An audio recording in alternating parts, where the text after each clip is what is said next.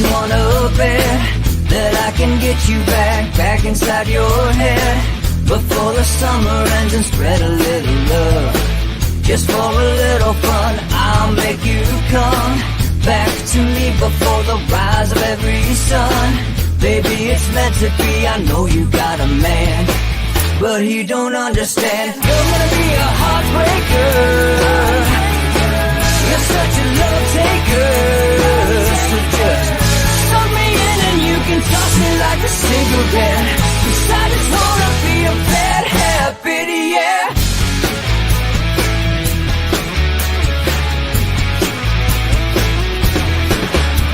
There's rhythm in our love, it's impressive, excessive. You can't make this stuff up. My chest beats, it's restless, wakes the neighbors up above. Yeah, baby, come and show me love. Baby, come and show me love. Because you're gonna be a heartbreaker. You're such a love taker. So just suck me in and you can toss me like a cigarette. 'Cause I just wanna be a bad habit, yeah.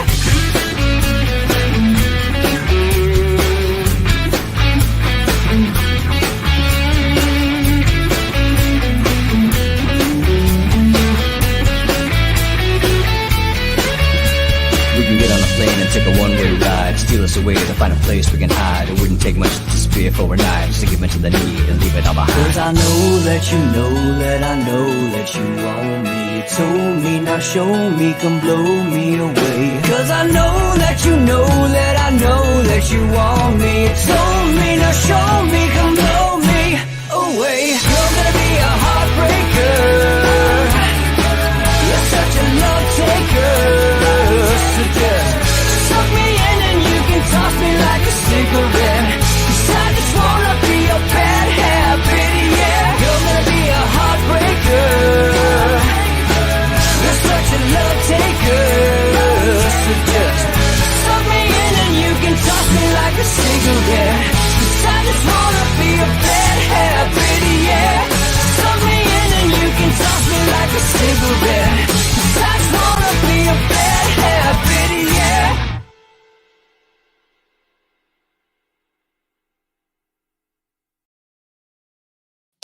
Tuesday, October 13th. Big crowd, big crowd. Looks like everybody's looking for the Keystone State Battleground poll. All right, good. I'm glad to see you all. You guys fund it, so it's yours. So glad you all have joined me. I'll tell you what, if it was a small crowd, I would have been like, what the hell? All that money and nobody's here to listen to the results? All right, listen, check it out. So we polled for several days throughout the weekend. If you remember, I intentionally drug this thing along to make sure we got through the weekend. Last two times we polled Pennsylvania, we had a hell of a time getting the rest of the state when we did not go through the weekend. Okay, and that's because people work. Right? I mean, it's just like one of these simple things that are wrong with the polling industry today that they just don't want to acknowledge, right?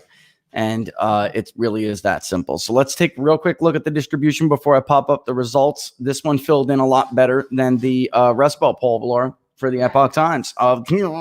Sorry, hate to say it, but it's true. The center of the T, all right, the northern center of the T is very hard to fill in. They call Pennsylvania a T because it's how its politics are broken down. Okay, you have the southeastern part of the state, you have the southwestern part of the state, and then you have the conservative central that fans out at the top of the state. Excluding Erie County until Donald Trump. Okay, which is a few things that we went back and got last night. That's the difference between responses are roughly the same, but the difference between yesterday's what are the odds and today is going and getting a little bit more in Erie County, a little bit more in Bucks County, and a little bit better diverse group of independents. So here is what we came up with. This is the distribution. You can see the Northeastern. We got a nice share for Lackawanna, Luzerne, and Monroe. All right. I'll tell you guys right now and remind me to tell them about the results in those three counties combined. Okay. Because it's important. All right. So real quick, let's pull it up. All right. We have with the weighting variable. Let me go to the crosstabs. And I thought it was up already. I must have hit something. Oh, I was creating a nice little chart for them to look at, but it wasn't going to go in time. So we have I'll tell you right off the bat, we have a much closer race. Okay, so let's go ahead and add this to the screen so you guys can see it. All right, I'm going to make it big.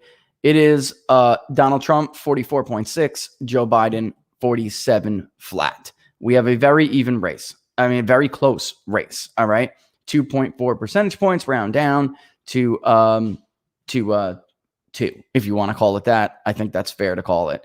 I just think that this survey sampling error for this survey is 3.1%. This is well within the margin of error. And we're going to go through and we're going to look at a lot of different last night. And I want to make this very clear. Last night, and you will notice a very different result for independents. This is what I'm whacking Nate Cohen on, because at this point, there's so much evidence to demonstrate to him that I'm right that I just have to keep saying. I mean, he screwed up in Florida because he made the same mistake he's making now. If you poll the southeastern part of the state and you have an overly represented, if those independents are disproportionately too many of your independents statewide, then you're going to get a very different result. When we were polling, when Philadelphia County alone was 20% of this sample, Joe Biden had a lead with independents. What a shocker. All right. But as it filled in the rest of the way, it came down. Last night, the overall independent margin is Donald Trump 40.3, Joe Biden 35.9.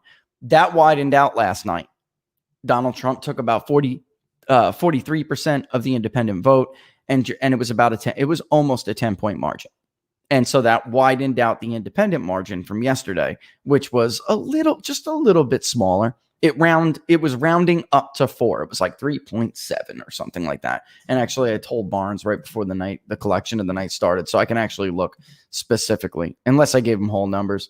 Yeah, not good enough. So it was like 39.8 to 35.8 or something like that, or 30, whatever it was. So it was just under 4%, actually. That's wrong. So this is a little bit better, and that's because of collection last night.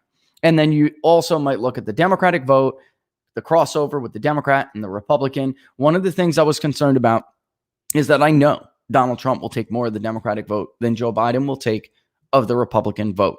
In 2016, this was killing us. It was so hard because there are Democrats in the rest of, like, Greene County is a great example. Cambria County, another great example. But these are small counties, and they're very difficult to poll, and they're very difficult to get adequate sample sizes of to figure out what really is going on. So we knew that would almost happen us almost assuredly in 2016. It wasn't until like October 24th that crossover vote really started to become a little bit clearer. By the way, I know what the other media polls are saying. This is a closer race at this time than it was for Hillary Clinton and Donald Trump in 2016. Donald Trump did not get within 3 points of Hillary Clinton in Pennsylvania in our surveys until October 24th. And that is because his crossover vote went to 11%.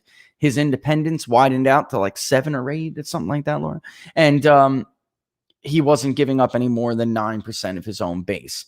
Funny thing about some of the other polling, in the Rust Belt, they have our favored electorates. This is a D+5. And we still have this race at 2.4%. So if I was to, which we don't do, you know how I feel about waiting for party. If I was to wait for a party, which I don't know where they're coming up with R+1 in Pennsylvania, yet Biden is still up by, what, gazillion? I don't know. If I was to change the weighting variables, then it would be ludicrous. It would be like Trump plus, I don't know, if it was R+1, I don't know, Trump +4, I don't know. We could do that and play with it if you want, but I hate messing with weights. All right. So just to give you guys an idea right now of the breakdown of this poll, and you will see all of this after the show. I will upload it to Google Sheets as usual, along with some charts, some really cool charts. All right. And all of the crosstabs that you could play with that your little hearts could desire. By the way, MarketSite is getting back to me. That is who you're looking at right now. That's who we use to crunch crosstabs. There may be one public account that I can set up. MarketSite is awesome because you can play with the variables like this. So voting intention, voting preference, voting motivation, voting enthusiasm, leaners. Oh, by the way, we got to go down this list one by one. I want to show you all of this. All right. But leaners, very interesting. All right. So going down the line, you would be able to cross this. So if I gave the public one password, I don't know if they want me to be able to do this, but they're getting back to me, and I'm pushing them very hard because you guys are funding these. So I want you to have, like our clients have, an access to market site. Because when, as Robert knows, as all of my other clients know as well, when you have a poll conducted with me, you get a market site account. And so I upload them to market site. You can look in Google Sheets if you're a little heart and desires, but Google Sheets is difficult to understand. And then you get to go to what's called, and it's up here, it's called Key Findings. And it will tell you everything that I send to the Key Findings, which is, you know what? I find this very interesting. Check out this chart. And we'll show you some of those charts. I find this interesting. Check this out. All right. And that's how that's how it works. So I'm trying to get a public market site account for you guys because that would be dope. All right. So let's move along. Actually, let's go down the list a little bit. Let me give you the breakdown. Things that we wait for, things that we don't. Gender, age, education, area, region, geographic stuff. That is valid to wait for. But when you wait, it changes the electorate. All right. It changes. It has an impact on other variables. So if we wait for education, okay, then it's going to change the party ID. If we wait, region really changes party ID, probably the most, right, Laura? Education and region will change. So the raw sample was 43.8 Democrat, 35.3 Republican, and 20.9 independent. When we waited for the correct weights, gender, age, education, area, region, and ethnicity, race and ethnicity, okay, that changed the overall party ID. That made it 42.8% Democrats. So Democrats only lost a point. All right. But Republicans did gain about 2.5 points. So that went from 35.3 to 37.9. And independents went down a tick to 19.3. So we'd be looking at an electorate of D+5. Just give you a quick history lesson. According to the exit polls, which you know how I feel about them, but according to them, 2016 was D+3. All right. 2018 was D+7. Now, Democrats do have still, even though Republicans have made huge gains in this state, Democrats still have a significant 8.5 point registration advantage. But you know, if you watch the show, that never happens. That never breaks down. Very, very rarely. All right. 2018, that D+7 was pretty big, pretty wide. But on presidential election cycles, as we showed you with the voter file modeling before, that almost never happens. And in fact, I think 2016 was too rosy. I don't believe it was D+3. I believe it was D+5, like we have it here. So generally a similar looking electorate. The only difference is Donald Trump won a larger share of the crossover vote. Okay. So we're looking at the crossover vote right now. And here it is. Let's just go to party. Let's get rid of the rest. Let's go to party, and I will show you vote preference. All right. So now that makes it a lot easier for you to understand. Okay. You can see it right there. So Donald Trump is taking just over a little bit more than Democrats than Joe Biden is taking of Republicans. This is why I want to show you the undecideds and the leaners, though. It's important. All right. And then Trump now is ahead among independents. When we polled for the Epoch Times and a poll we did of Pennsylvania prior, Donald Trump was ahead of it with independents by only about 3 points, but he had like 12.5%, 13% of the Democratic vote. If the Democratic base is bigger than the Republican base, of course it is. If it's bigger than the independent vote, then taking 12.5% of the Democratic base is a lot more net than taking 9% of the Republican base. And again, the sampling error is 3.1. So it's absolutely possible that Joe Biden's taking a little bit less, a little bit more of the Republican, and Donald Trump's taking a little bit more and a little bit less. But it's highly, highly likely. What is going on here is that there are going to be these undecided. You can see there are more Democrats undecided. And then, of course, the remainders are independents. These guys are leaning to Donald Trump. So when we ask them, lean. So the question is worded, guys, come on. As of today, are you leaning more towards voting for any of the following candidates or not?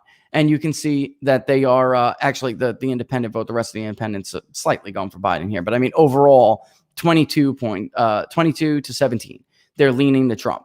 You can see Donald Trump is actually taking disproportionately a little bit more of the Democratic leaning vote than Joe Biden is. And then, of course, what remains of the Republican, he's clobbering Joe Biden on, right?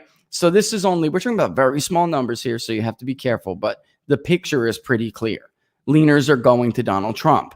He's getting more of his undecided Republican base than Joe Biden is getting of his undecided Democratic base. All right. And then independents are about, you know what, Laura, as of yesterday, I'm curious to see how this changed from last night because the independent margin was bigger yesterday. When I looked at the leaners yesterday for independents, it was like 9-7 for Trump. So I wonder if last night there was a few better Biden ones. Yeah. And it just threw it off. I didn't have a chance to dig granularly into the data like that. So it's possible. But, you know, that's not bad. That is not bad if you're a Trump supporter. He's got to close this out. So you got to wonder where he's going to get it from. Okay. If you look, ironically, and I've told you guys this a million times on the show, this will not be the same coalition for either candidate. Donald Trump is losing some of the people. There's no doubt that he got in 2016. Although, if you want, we can discuss this defector vote that we keep hearing about in the New York Times.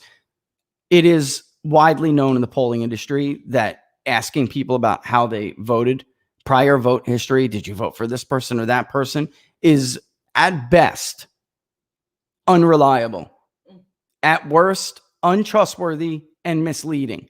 People lie to you. They do for numerous reasons. The great Nate Slimer himself in 2012, when all of Romney's supporters and surrogates and media pollsters and GOP pollsters were running around talking about how many defectors they're finding in the polls, he himself wrote an article that was correct, actually, about why it isn't reliable to try to show defections by asking people who they voted for in prior elections. That being said, there is a truth to there are certain people that continue to shift away from the Republicans. The difference between now and 2012 is that Mitt Romney did not get a realignment election. There are people shifting from the Democrats to Republicans as well. And that's why I have said I really do believe that Pennsylvania is his best bet to hold those Rust Belt states. Now, I could be, again, totally caught off guard, and Wisconsin could come out of nowhere, right? Like it did last time. But I kind of have hope for it. It did. It shocked me. It shocked me. I don't have hope for anything. I just look at the data, but you know what I mean? You know, the point is that Pennsylvania appears, because of the realignment, to be the better place to look and get 13, 14, 15% crossover vote. All right. And I don't know where else you could do that outside of maybe Minnesota. Yeah, it's true that Michigan, and I'm sure they're closer than the media polls suggest. But when we polled Michigan, it was Biden +2. Wisconsin was Biden +6. Minnesota was barely Biden, and Pennsylvania was Trump +1 when we did the Rust Belt poll. Now we are showing some slippage here for Trump, but it's possible, looking at the results over the last 2 nights, it's possible, at least probable, that he bottomed from something. Catching coronavirus, I guess, that being in the news. I mean, you guys know how I feel about that. That might be it. So, and now the bottom is hit. But you also said that he wasn't campaigning. He's not campaigning. He's got to be out there campaigning. Absolutely. I mean, Donald Trump is like weird. You know, the candidacy itself is weird. He has to be out there campaigning. All right. So let's look at some other stuff. That's the leaners. All right. Let's go to all.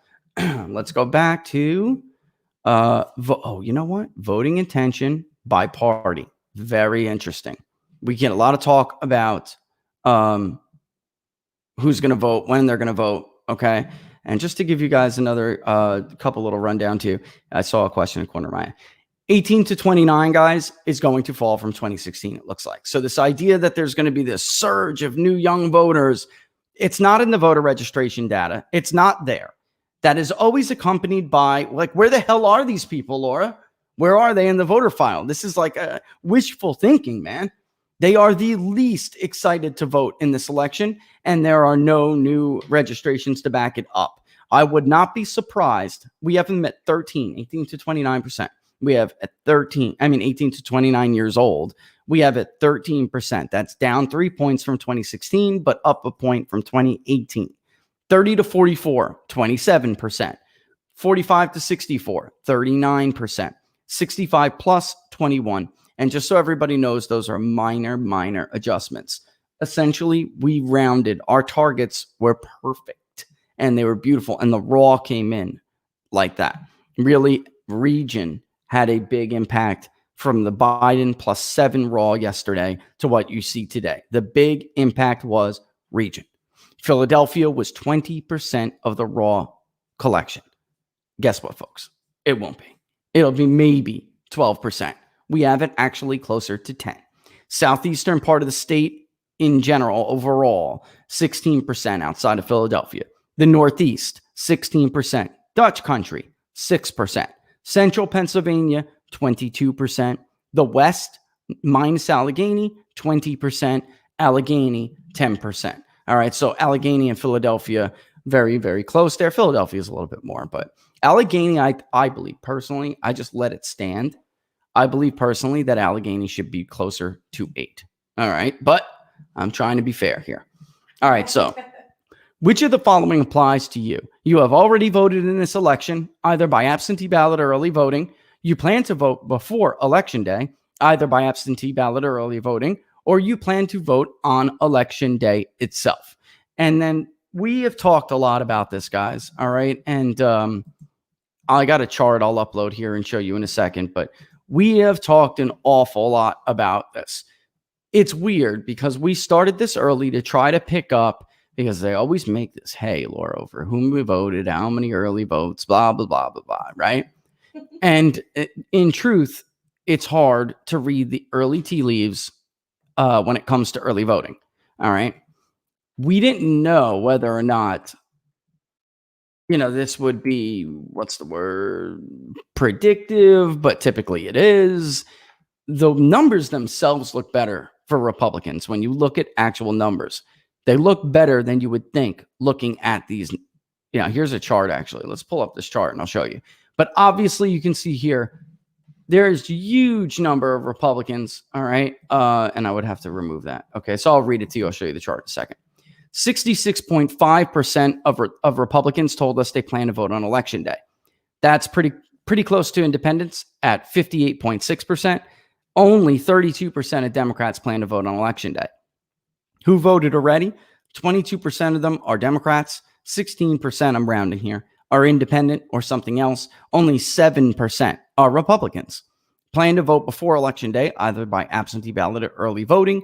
46% Democrat, 27% Republican, 26% independent. So you can see independents lined up here much more closely with Republicans. And there's a reason why. We'll get into that question in a second. People don't trust this election. They do not trust the integrity of this election. And that is a big problem. But that's all around, too. It is. Democrats are the only ones. And it is all around. Laura's right. We've been Pennsylvania, Florida, nobody. And what struck me, Laura, is that Florida's been how long? We're Floridians. Mm-hmm. Absentee ballot it has been going on a long time here. You would think if any state was comfortable, it would be Florida. But they're not. All right.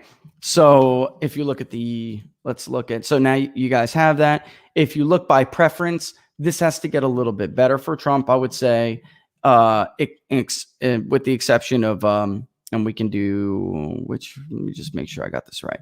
Preference by voting intention. Okay. So here we go. Bang. All right. Already voted by absentee ballot or early voting. Joe Biden's taking supposedly 74% of that compared to only 21% for Donald Trump. The Pennsylvania Barnes looks at that target smart and he was like, actually, you're probably closer because Pennsylvania's like that. Michigan, Wisconsin, they're about even in the target smart data. He's like, actually, this is probably pretty close because I'm just like, hey, Robert, I don't think this is right. I was like, I feel like Nate Cohen over here. Remember the North Carolina result? This is how North Carolina is going to go based on our polling and early vote data. This is why I really steer clear of making myself look like an ass because I'm wrong when it comes to this. It's very hard to define these numbers. anything out of these numbers. But plan to vote on election day, you can see Trump 2-1, right? And plan to vote on election day, Trump is 2-1. Plan to vote before election day, Biden is 2-1. So the biggest share is planned to vote on election day, but Trump is going to have to do a little bit better. Looking into these numbers, though, if I was a Democrat and I'd want to feel safe, already voted either by absentee ballot or early voting is like 75. Let's just call it 75-25. I'll round to both candidates. That is what I would need to feel safe if I was a Democrat by the time election day came, and it's like either already voted or absentee ballot or early votes. I want a 75-25 break because election day is bigger and Republicans are going to whoop me on election day. So I'll watch my lead dwindle. Yeah, dwindle and dwindle. And so if I was Trump, though, I'd want to be closer to like 70-30, but that's very hard. And in truth, Republicans almost never get there. It's that's like, I'm super comfortable. Yeah, I know. But, if you're a candidate, you could dream. One can always dream. You could dream. All right, let's look at that. So that's important. Let's go back to I'll decide what we'll look at in a second, but I really wanted to look to motivation. So what's motivating people? Okay. Obviously, you can see for independents and Republicans, even independents slightly, love for the candidate is motivating the Republicans to vote. Love for Donald Trump, a support for him. With Democrats, it's only slightly positive for Joe Biden. All right. If we parse that out, hold on. Do I have the motivation thing here? I think I do. Yeah, there it is. Hold on. This is going to go to 100 here, but okay. Vote preference. All right. So as you can clearly see, there are a lot more people who are voting for Donald Trump because they like Donald Trump. They want him to be president because they support him. And we call Joe Biden the unremarkable candidate because the no opinion, unremarkable candidate, because so many people tell us they just straight have no opinion about why they're voting for him. Some people will tell you, well, of course, it's for my candidate. And this is actually pretty high for Joe Biden. Normally, it's lower than this. All right. But against my opponent is still 68%. And then you look at how many people told us they just have no opinion. So they just don't even care enough for Joe Biden. They don't care enough to say, it's either for or against. There's just so many who say they just don't give a damn. Okay. All right. So here we have the enthusiasm votes. And the reason why those totals change is because that we don't ask everybody about their enthusiasm levels. All right. We only ask people who choose a candidate. So that takes undecided out of the mix. So that's why you see that the margins change on the top line. But among extremely enthusiastic voters, which is all that really matters, okay, Donald Trump has about an 8-point lead. So that's one of the bigger leads we found in the Rust Belt. We've had some pretty big, that's among the biggest one. Overall in the Rust Belt poll back in September, this is damn near identical.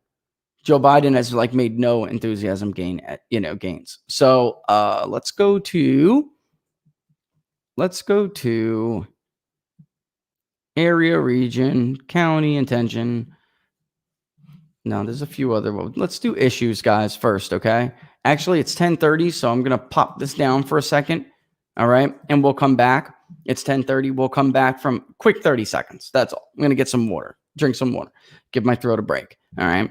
And when we come back, we'll take a look at some issues, all right? So overall, folks, we have Joe Biden with a slight lead in the state of Pennsylvania, 47% to 44.6%. It is a close race. Sorry to all the rest of the media outlets that, and we'll talk about why they're coming up with that. If you want, I will explain to you the difference. There just simply is no evidence to support their hypothesis. There's no evidence, not historical evidence, not even self-reporting evidence. All right. There's no voter registration evidence, and there's no evidence in the polling data itself. Turnout, according to Gallup, which we're a little disagreement with. Turnout, according to Gallup, they're saying it's going to be more on par with 2012 and 2016, not 04 and 08. Those were high turnout elections. 2016 was a high turnout election compared to 2012. There was like 7 million more voters than there were in 2012. We've about 137 million. We think nationally it'll be about 145 million. We do not know where these extra 30% voters, non-2016 voters are coming. If they're not there, that would be an ahistorical increase, meaning has never happened in the history of the country. And frankly, I'd find it a little bit suspicious. Like I'd find something wrong. That many people don't vote, folks. We don't get 165 million people or whatever the hell this ludicrous number is. And even if we did, the voter file, 188 million, is only D+4. So anyway, we'll be back. You're watching Inside the Numbers with the People's Pundit. Follow me on Twitter at @peoples_pundit. We'll be back in 30 seconds.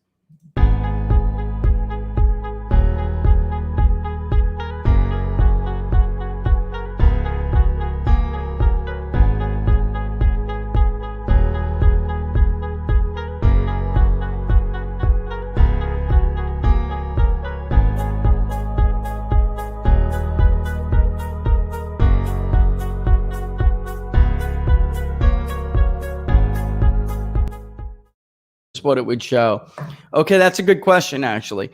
With leaners, we would only be talking about 45.3, and actually that updated. Wait, let me just make sure you guys can see with leaners. I'll do it right now. Okay, 14 and 11. Can you guys remember that? 14 and 11. That's the same number you told me. Is it? It's yesterday. It's the same. So that was 15 and 11. With leaner before last night. All right. So we're looking at 15 is 451, 461 out of a G, of course, is 46.1% for Donald Trump and 48.1% for Joe Biden. So it would close by about 0.3 of a percentage point with leaners because only half of those who were undecided leaned. Actually, more than half. So a little bit more than half in here. Let me shut up so you guys can see it here.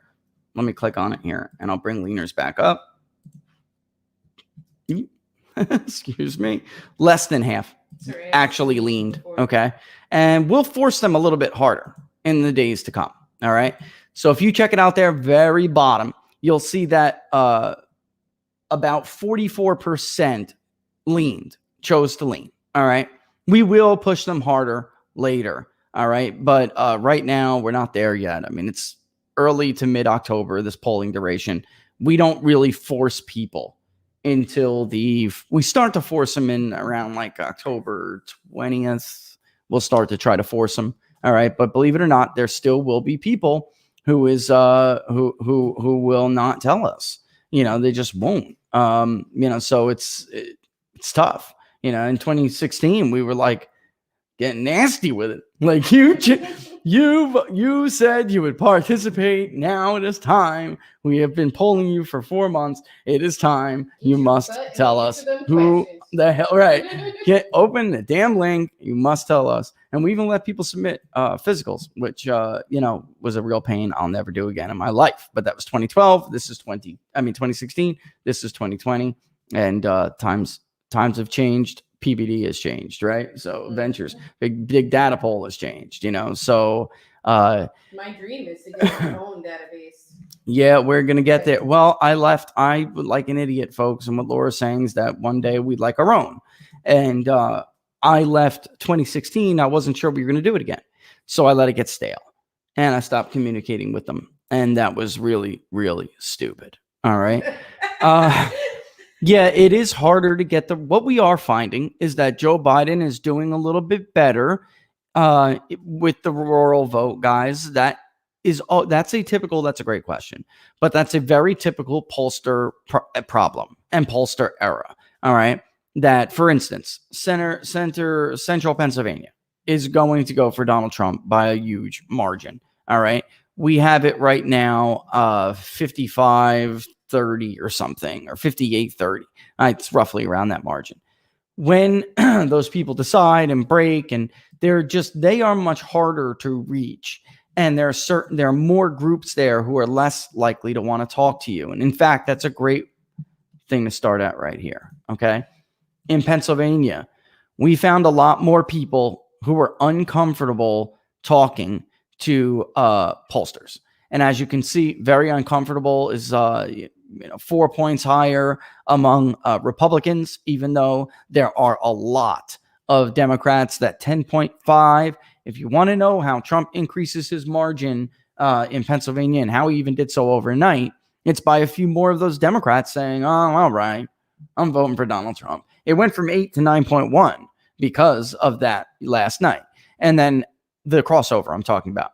And then independents, as we found in Florida, they are the most uncomfortable, somewhat uncomfortable, 25%. So a quarter, yes, that's right, a quarter of independents told us they were somewhat uncomfortable talking to pollsters and telling them, and it's worded like this: how comfortable or uncomfortable are you telling each group of people about your political beliefs, such as how you intend to vote?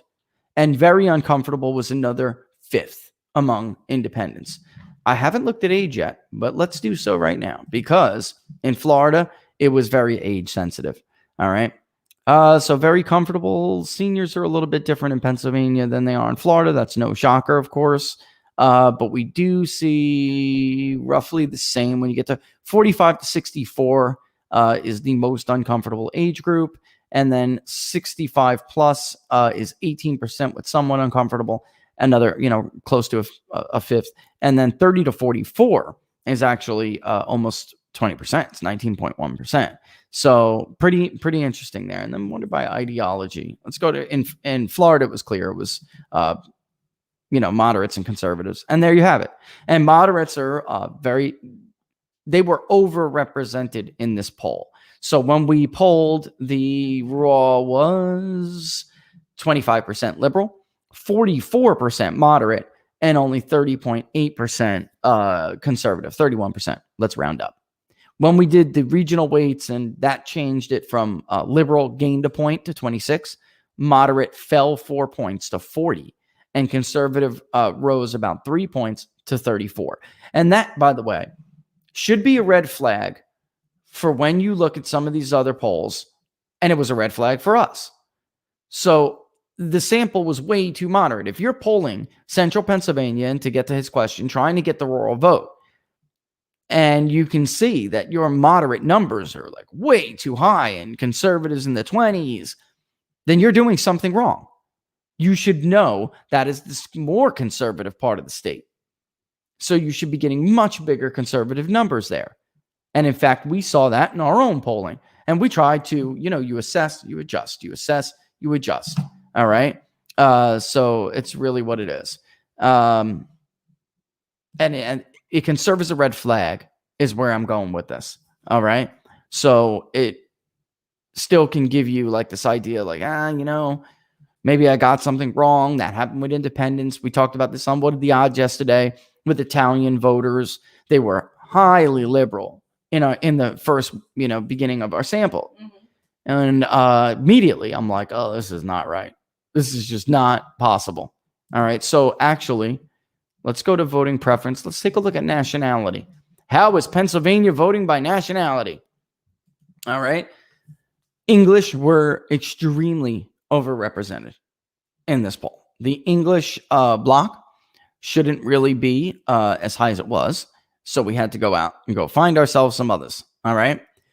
Trump and Joe Biden are about splitting the Italian vote. That will not happen. Yesterday, Trump was, what was it, like 50-43 or something? He was carrying the Italian vote. And that was because of our sampling in bucks. It threw us off bad. Somebody wants to know about bucks. Yeah, I'll give you areas and regions because the samplings are just too small in some of these areas. All right. Bucks, Trump was down a little bit in bucks. Okay.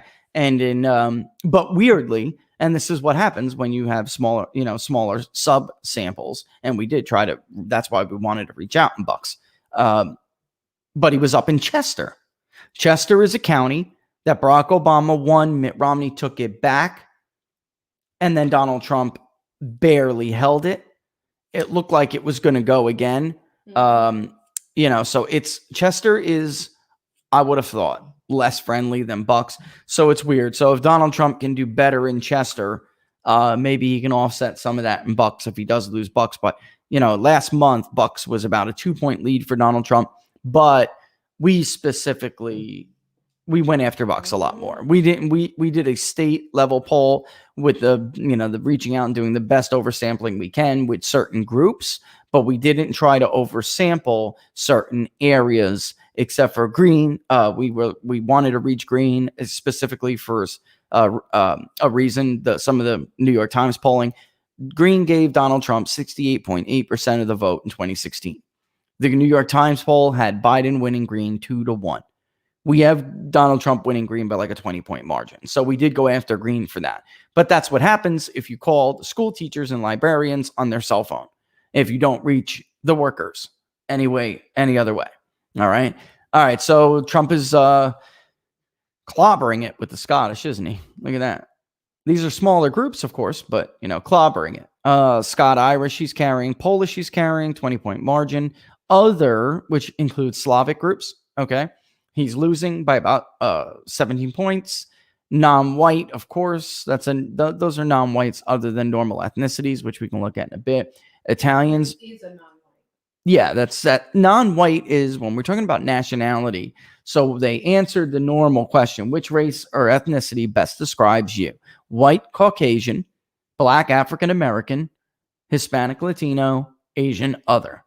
And then the very next question was more specifically, which nationality or ethnic nationality. Here, let me get you the actual question. More specifically, it's a good question. It's the difference. Yeah, it's a good question.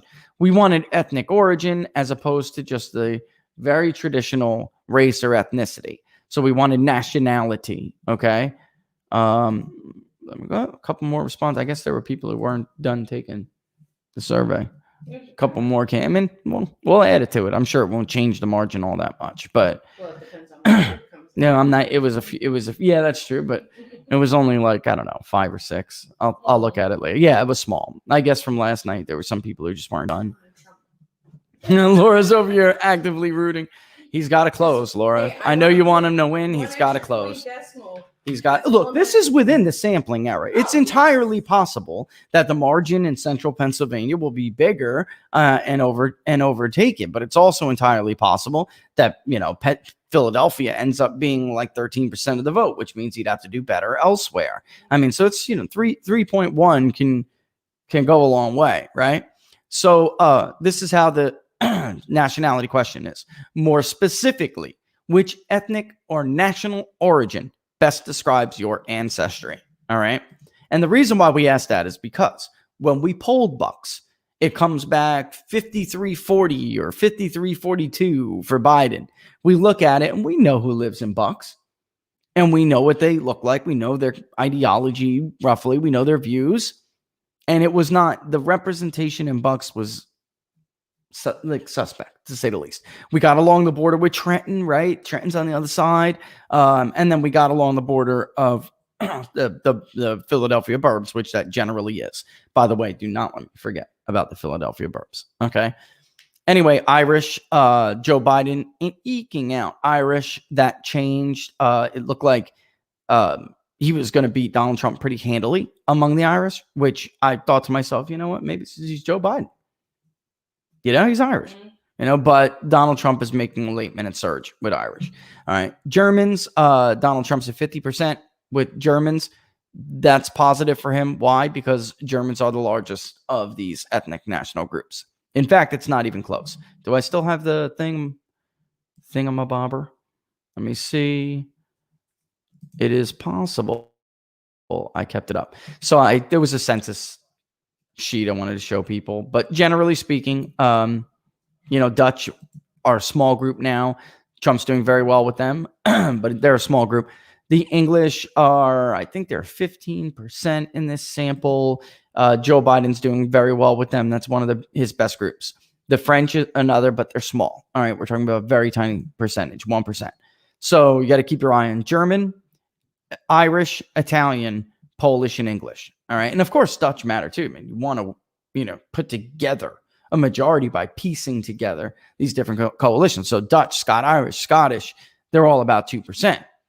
So you'd want to, of course, put a majority of this group, a majority of that group. Of course, I'm just saying that the big groups are German, English, Italian, and Irish. Those are the biggest ones. All right. And then Polish too is a rather large size group, about 8% of the ethnicity. All right.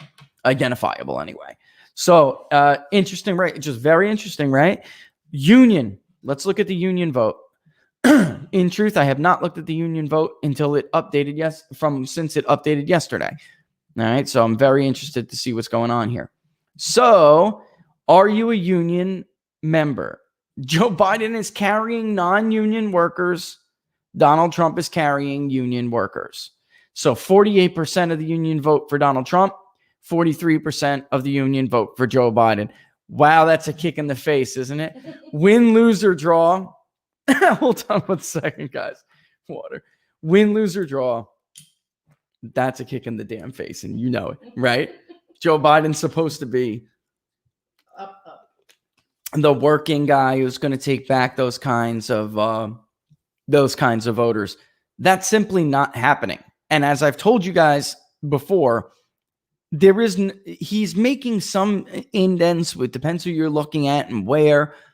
But for the most part, Joe Biden, if he wins Pennsylvania, it'll be because he wins more of the yup vote. And I'm being nice about that. Yup, what do I mean? I'm talking about yuppies. All right? The Mitt Romney yuppie voter. That's what I'm talking about.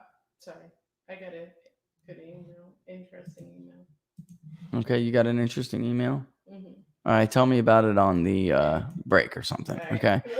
All right. So Sorry. I just find that to be, like I said, Politico ran a story, actually. You guys remember that story a couple of weeks ago? And they were basically like, yeah, they technically are Dutch and German. He's right there.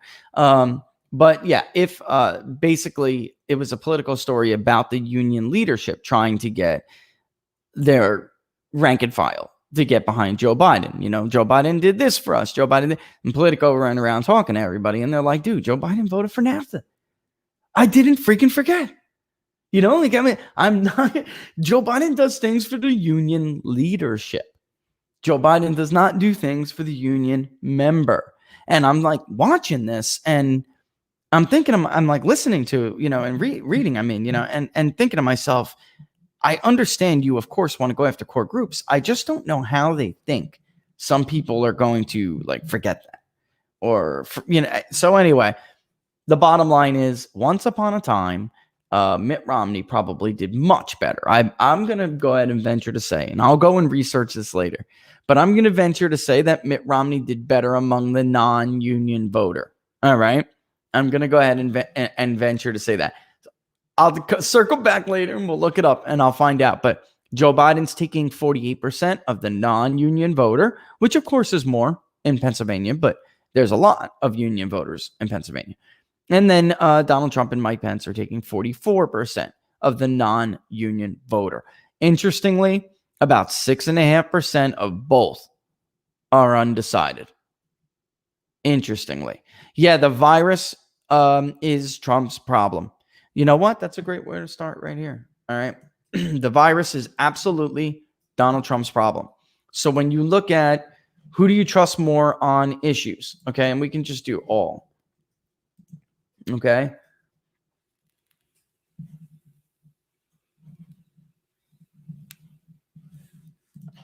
All right. Let's look at this. The virus is the problem. This would be a whole new race if a vaccine came out like tomorrow. It would be. It probably would be. I'm not kidding. Because he is doing worse among seniors, and we in our poll, there's no doubt. All right. So trust on the economy. All right. So regardless of how you intend to vote, whom do you trust more to do a better job handling each of the following issues? And then we just run down the list: jobs, the economy, and jobs. Trump 50. Biden 43.7 or 49.9 to 9.7. All right. So Trump, big, solid lead on the economy. Healthcare, watch this. This is his problem. Bam. He's getting crushed among healthcare voters, 52.3 to 37. And this is what Barnes and I were talking about with Amy Coney Barrett. Their conventional wisdom was that she's Catholic, and that would help with Catholic voters in the Rust Belt. That is the most politically feeble strategy I have ever heard in my life. And if you watched the hearing yesterday, and it's on right now, so we're missing it if you're watching Inside the Numbers, day 2, they didn't go after her Catholic faith. Again, they weren't going to make that same mistake on air in hearings. And that was the Republican talking point going into the hearing. They went after her record on pre-existing conditions in the Affordable Care Act. No crap. And the whole point we were trying to make is, yes, Lagoa has a smaller record. That's true. But you do not want to bring up healthcare, pre-existing conditions, and any issue about healthcare leads into coronavirus, of course, because they are one in the same or very close. And those are weak points for Donald Trump. Lagoa was a Catholic too.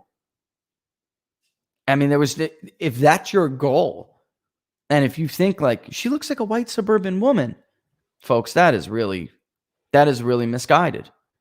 The voters in the Rust Belt that voted for Donald Trump did so because he promised not to take their Medicare away, their Medicaid away, their Social Security away. These are not traditional Ben Shapiro conservatives. That is why you will find people like Ben Shapiro outmaneuvered at every turn. They don't know how to fight the war.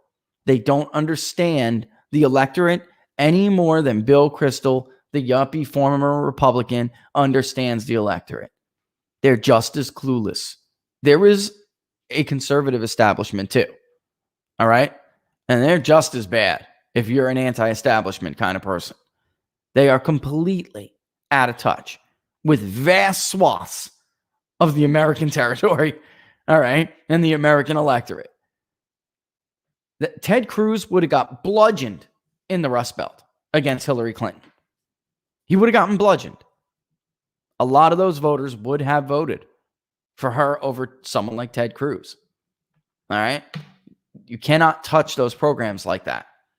And yes, I'm not saying it's a fair, let me just point out, I am not saying that it's a fair criticism. Trump administration is suing over the Affordable Care Act, but that doesn't mean he wants to take away pre-existing conditions. And it wasn't a fair argument to make in 2018 either. It was incorrect. It was not incorrect. It was a lie. Republicans did not want to take away pre-existing conditions, but they got outmaneuvered because the minute Krusty McCain put his thumb down, Republicans were arguing a hypothetical.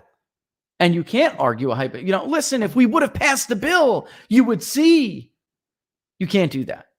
While your enemies are running Wall Street and K Street funded ads, one every commercial break, two every commercial break, telling Americans that you're going to take away your pre-existing conditions and their grandma is going to die. Their mom with diabetes is not going to get her insulin shots, and so on and so forth.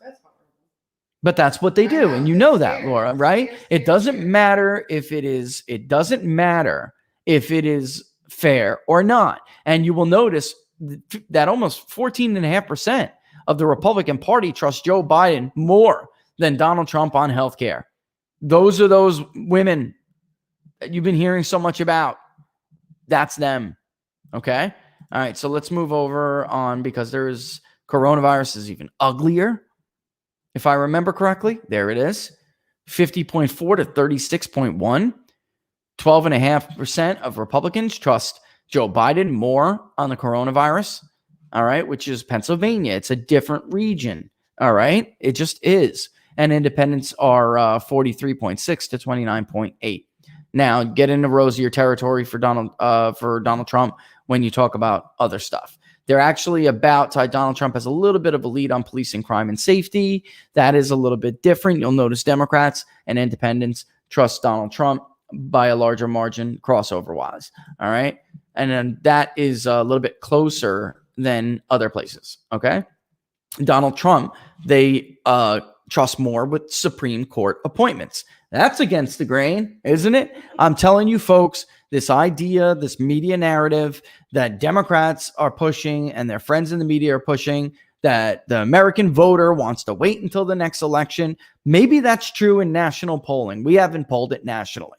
But in battleground states where the elections will matter, in battleground states, it is not true. And we now know this because we polled Pennsylvania. First, we did Florida, and now we did Pennsylvania, and we asked them about Amy Coney Barrett. We asked them about judicial philosophy, and we'll go over this in a second. They are not on board with packing the court. They are not on board with a liberal judge. They are not on board with blocking Amy Coney Barrett's hearing and waiting till the winner of the next election gets to pick it. They're not. You'll see in a second. And we did this in Florida too. And by the way, I have to at least note, according to Barnes, who sent me a note, he said, look, dude, even the New York Times now is agreeing with you. And they found too that people think Barrett should get a hearing. All right. So immigration, big issues for Trump. They trust Trump more on immigration. It's where you got to, redirect your efforts. What do you want to make the conversation about? The issues that people trust your opponent on, or the issues that they trust you on, right?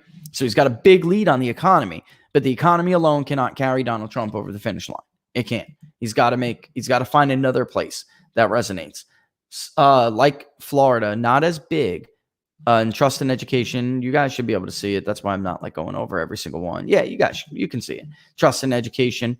That's a Biden friendly. That's the Midwest for you guys. It really is. Somewhere like Pennsylvania, they still think about public spending when they think about education. All right.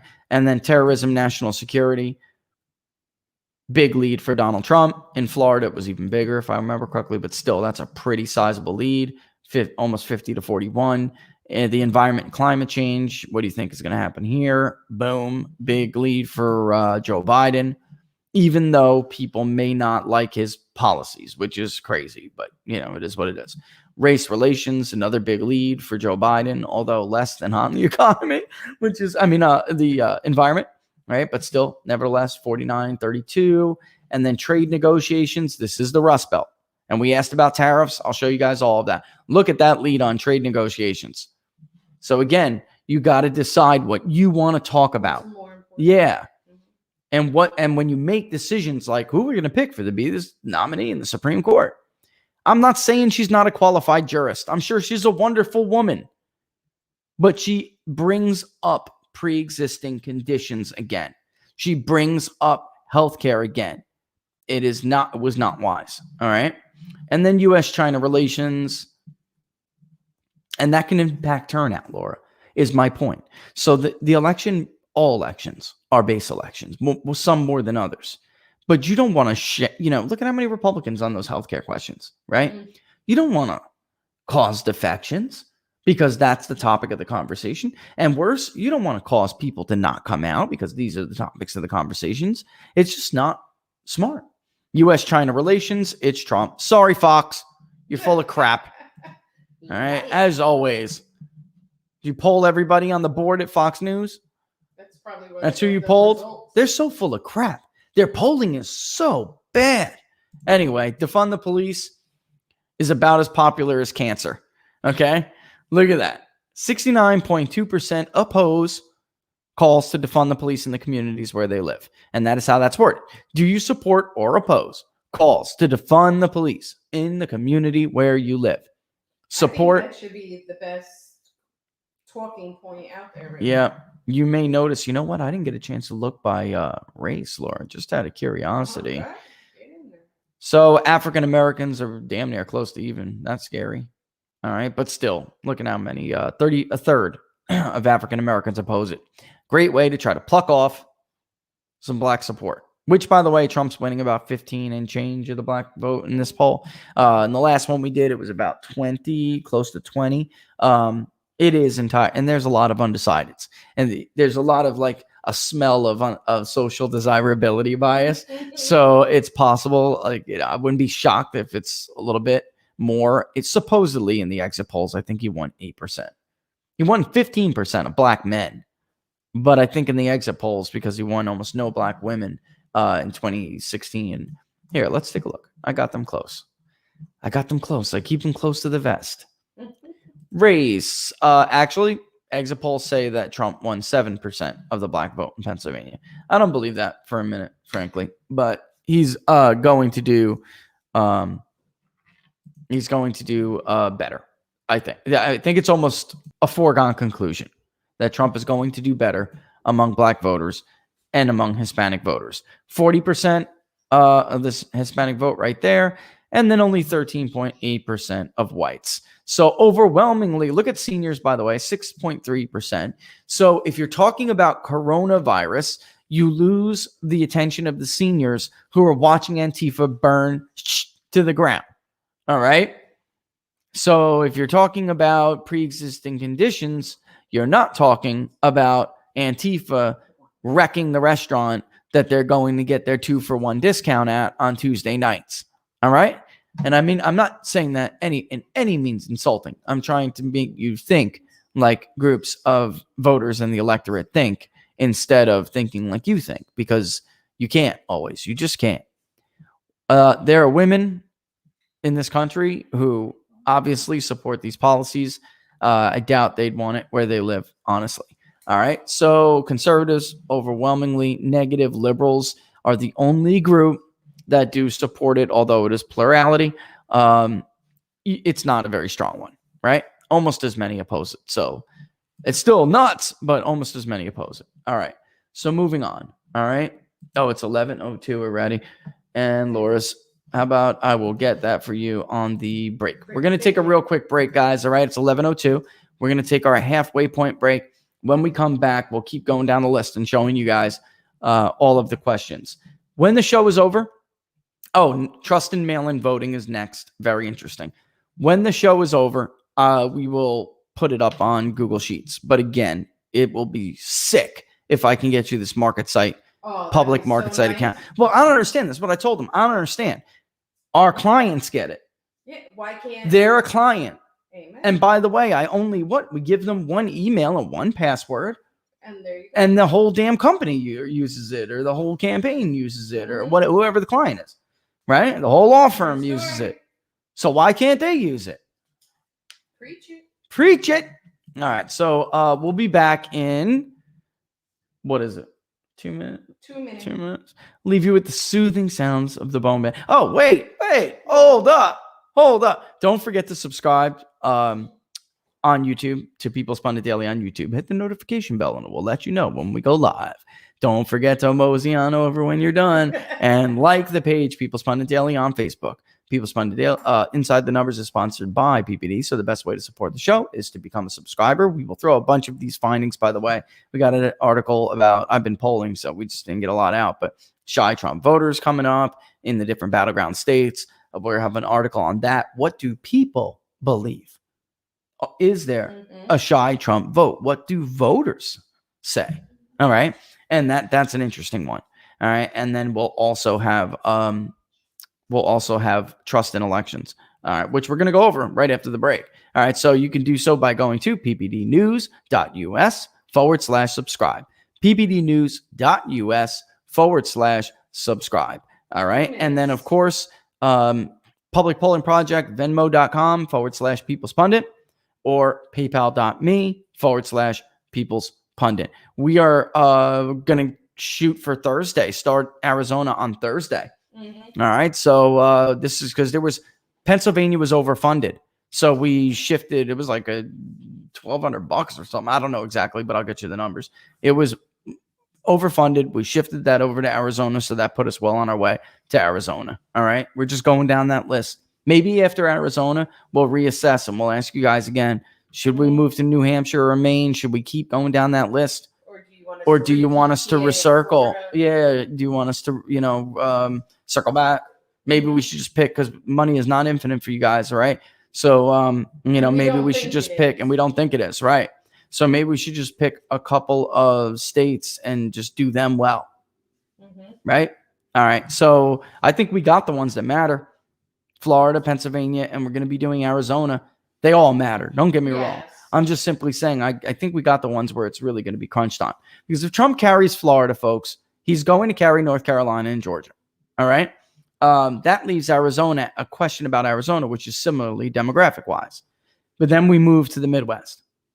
And he's got to hold either Pennsylvania or Wisconsin and Minnesota, Wisconsin and Michigan, Minnesota and New Hampshire. I mean, that's the only, that is his path. All right. So if he doesn't carry Florida, then we'll know very early. But I just think it'll be straight. We've been over this now a million times. I don't think that's. There is no pull. They're cannibalizing their vote right now. This is what happens every freaking election. It will be worse this election because of the trust in elections. Republicans are going to vote, have a massive turnout on election day. It's going to be massive. Just like I'm I serious. always dream for other states, like, I don't know. We'll That's go like to New York going.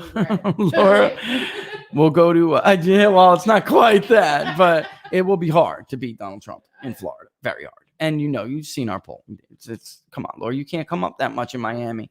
You can't add 48,000 new voters in Miami and lose the damn state. Like he'd have to get clobbered. He'd have to get clobbered in Hillsborough and Pinellas. It would not be enough to just see it like a slit. Look, DeSantis proved that. I know. He did. He lost Pinellas. He did. He lost Hillsborough by a little bit bigger of a margin. He even ran low in Monroe. But Collier, Pasco, or Hernando, Lee, I mean, all these other and he did better in Miami-Dade, and he did so because of this moment. But geez, it's 11:07. Break. All right, we'll be back after 2 minutes. I'll leave you with the soothing sounds of the Bowen Band.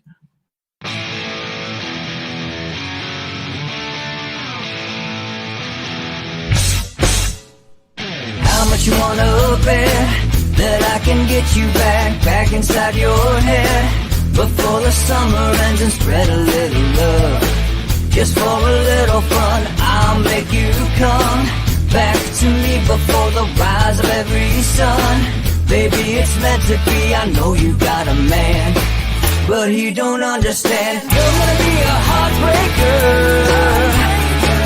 You're such a love taker. So just suck me in and you can toss me like a cigarette. 'Cause I just wanna be a bad habit, yeah.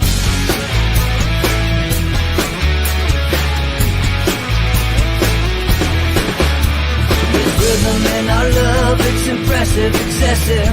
You can't make this stuff up. My chest beats, it's restless, wakes the neighbors up above. Yeah, baby, come and show me love. Baby, come and show me love. Because you're gonna be a heartbreaker. You're such a love taker. So just suck me in and you can toss me like a cigarette. 'Cause I just wanna be a bad habit, yeah.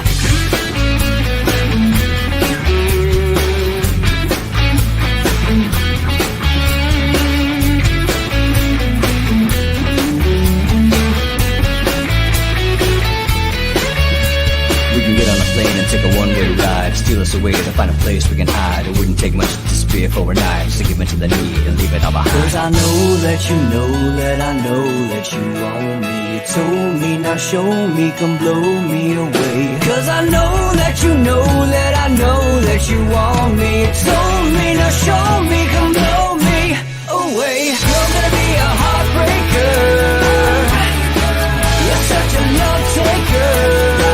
So just suck me in and you can toss me like a cigarette. 'Cause I just wanna be a bad habit, yeah. You're gonna be a heartbreaker.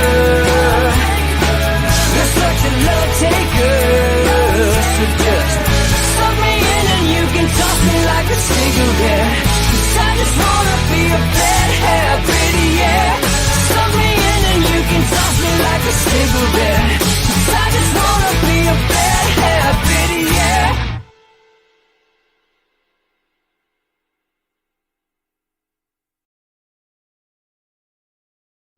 Woo! All right, we're back. All right. Thanks for watching Inside the Numbers with the People's Pundit. Follow me on Twitter at People's_Pundit.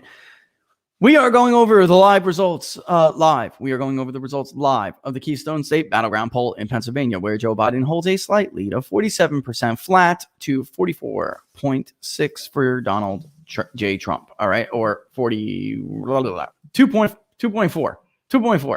All right. So I got a show announcement here because I know you got some locals out there. All right. So let's see where we're at. Okay. I think I am in Wisconsin. It's Wisconsin. You guys got some Wisconsin radio later today. Okay. 5:15 Eastern Standard Time. I'll be on with Stan Milan, if I'm saying that correctly. WCLO 1230, Southern Wisconsin, Ohio, and North Illinois. All right. 5:15 Eastern Standard Time. And I will tweet it out when we're there. All right. Also, Friday, October 16th, I'll be on with Steve Bowers, Blue Suede Forever, WDXI, E+6, Jackson, plus Westford in Tennessee. And then on Thursday, October 29th, I will let you know, I will be on again with Kim Munson. Got a lot of great feedback on that in Denver. The KLZ 560. Twitter, what's up with my check, Twitter? What's up with my check? I want my check. Twitter's never given me a blue check. And if they could give you and YouTube's never going to let us monetize. I even deleted, just for giggles, Laura, I even deleted that our own videos, our own original videos with that didn't have any other commentary. They were just like live documentary footage.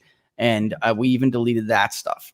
All right. So there's no my super chat explanation. But they won't give us the super chat until that. They are such liars. Liars. All right. Just the way it is. Same thing with Periscope. I'm done playing their little games. All right, so let's look again. Bang. Let's go to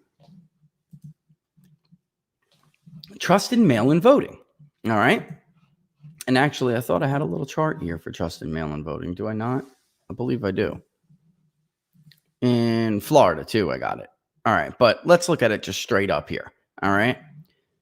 So, if state and local officials mail unsolicited ballot requests or ballots in some states, like we have in Clark County, to everyone on the voter rolls, how much trust would you have in the integrity of the election result? Folks, I'm going to just flatly say this out loud. Why do I feel like Nate Cohen's unsupported 30% increase in the electorate is an expectation that people are going to harvest these ballots? Even though it has never happened in the history of American politics. All right. I mean, it has never happened. And that's why I tell you that if it does, I will find this suspicious, in fact. All right. But anyway, what remains to be seen. All we can do as pollsters is do our best and try to call it how we see it. And as you can see here, between the choices of a great deal, a fair amount, not very much, none at all. You have two that indicate some trust or a lot of trust. You have two that indicate some distrust or a lot of distrust. And as you can clearly see, the feelings are most intense, not on the spectrum of either extreme, but the general feeling that they maybe can trust it, maybe can't, and definitely can't. You know what I mean? So you have 49.7% of the electorate in Pennsylvania, roughly the same as Florida. And in Florida, it doesn't shock me in Pennsylvania because they're not new to they are new to something like this.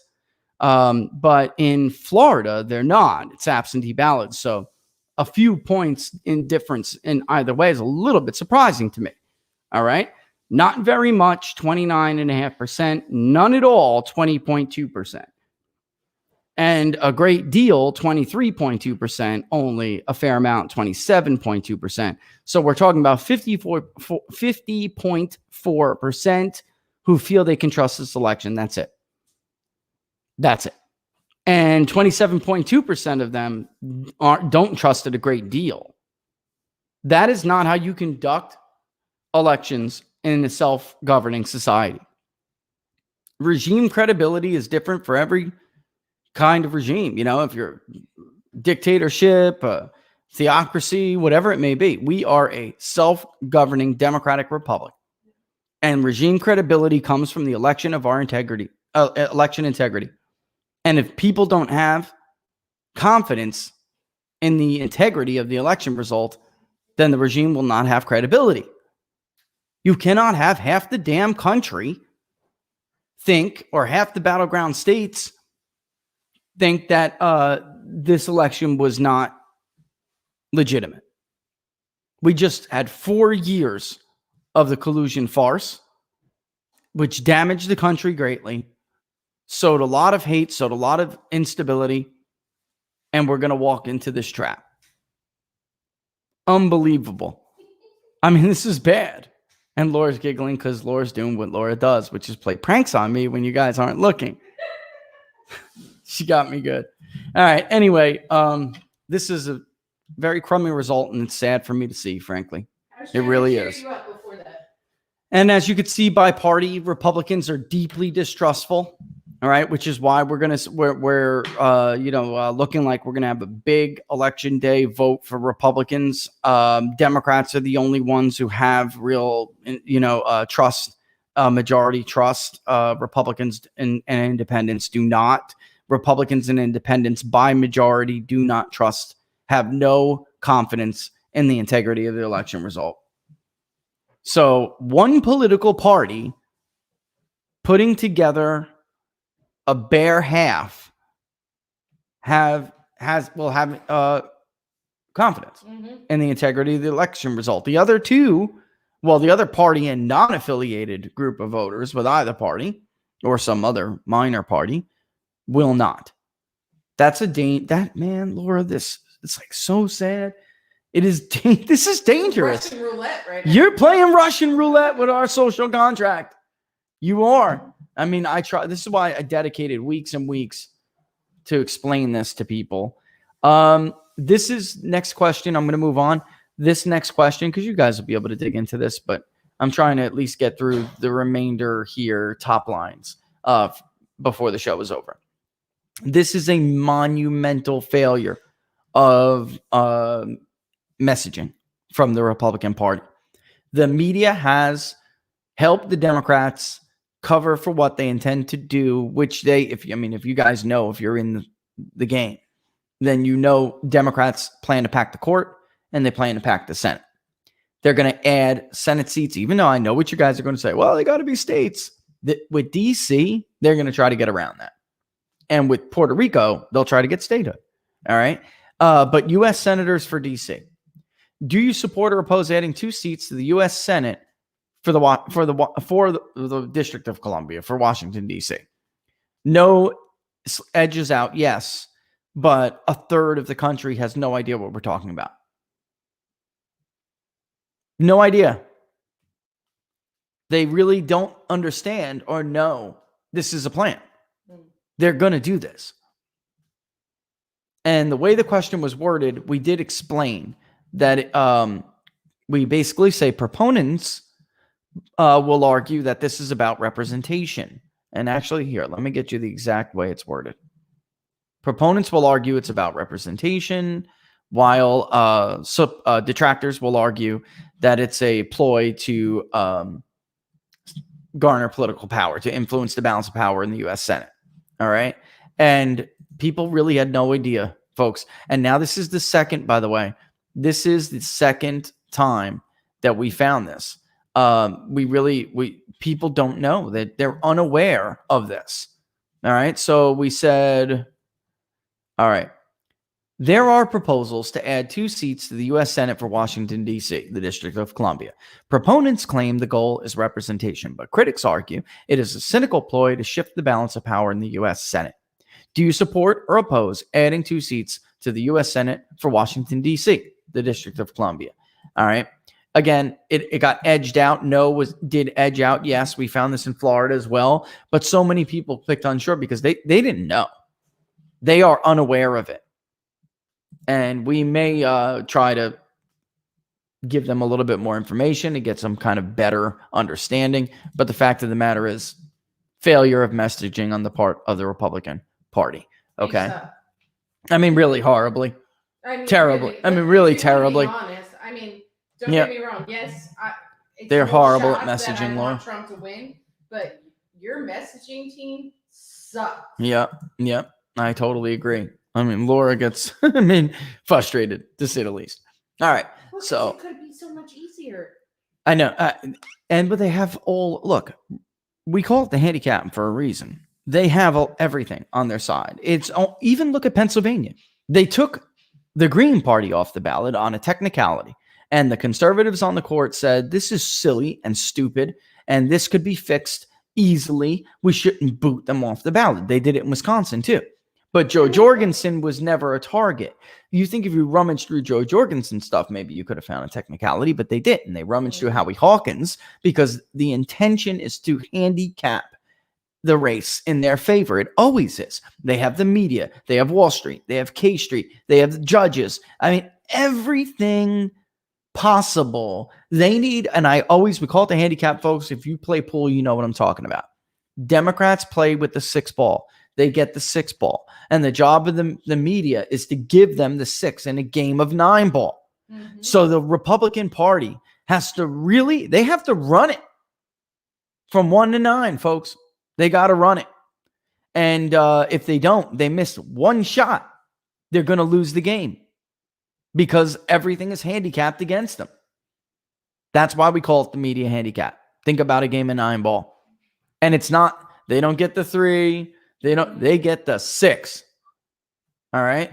So anyway, this is another missed opportunity, although it does look like the Trump campaign is starting to see this now. In Florida, half the damn electorate was not comfortable, including Joe Biden's own voters, was not comfortable with the idea of Kamala Harris being president. Kamala, I don't freaking know. I get corrected every time. Get over it. Try to say my last name correctly. All right. I guarantee you get that wrong. All right. So in any event, we asked and there's the question right there, but let me read you how it's teed up by the polls. All right. Joe Biden, 77, called himself a transition candidate, and both he and Kamala Harris have made headlines using the term Harris administration instead of Biden administration. If elected, Biden would replace Donald Trump, 74, as the oldest president to serve. How comfortable or uncomfortable would you be with Kamala Harris as president if Joe Biden was elected and could not serve out his term? This is a fair question.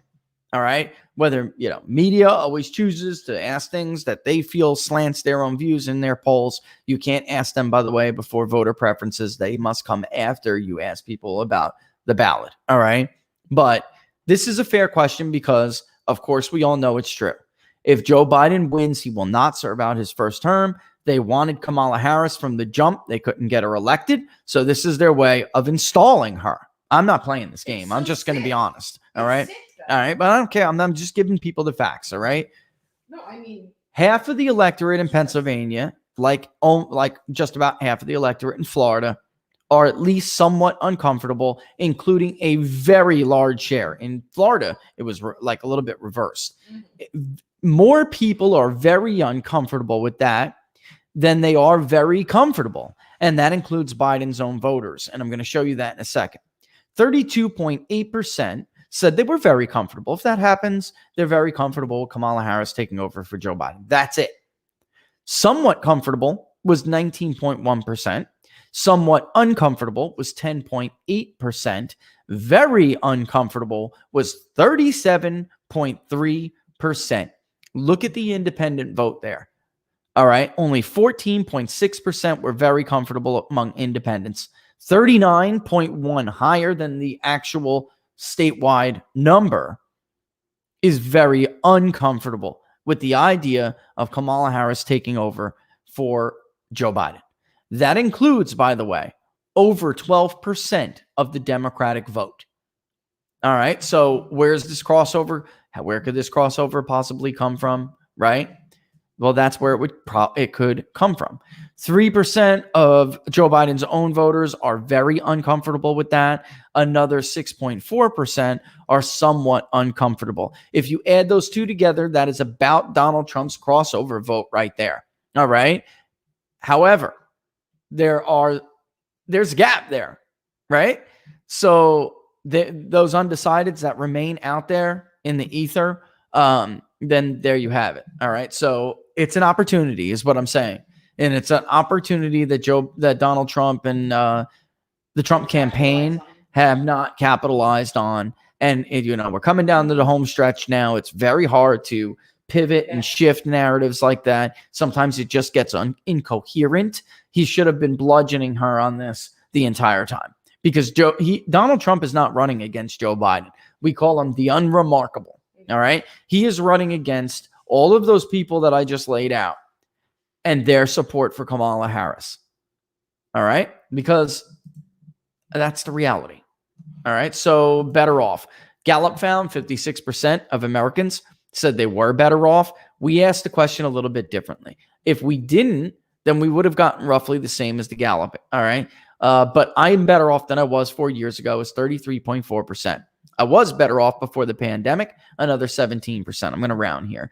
I'm about the same, 22. I'm not 28. All right. So it would have been a lot closer. We just wanted to specifically know who told us that they were better off before the pandemic and see whether or not those votes would end up going to Trump anyway, or how likely they would be to go to Trump anyway.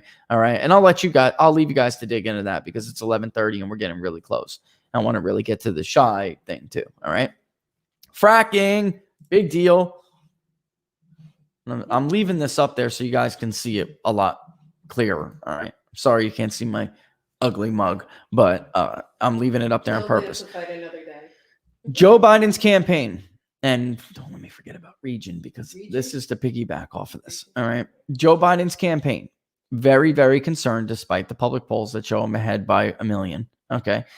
Despite the public polls, they are very concerned about Western Pennsylvania and Allegheny County in specifically. Okay.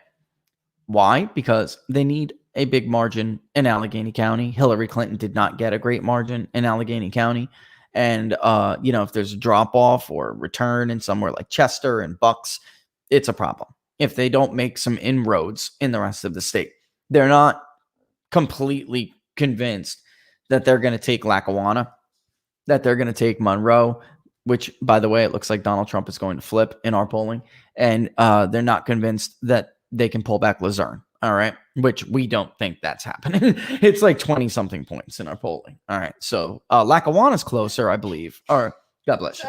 Lackawanna's about even, I believe, in our polling, if I remember correctly. Maybe Joe Biden's like a 2-point lead. But then he's losing Monroe and he's losing Luzerne. Because the samples are smaller, we coupled those 3 counties together to see the overall margin. And it's like Trump 50 something 38 or 50-40 or something like that. It's close, but close to that.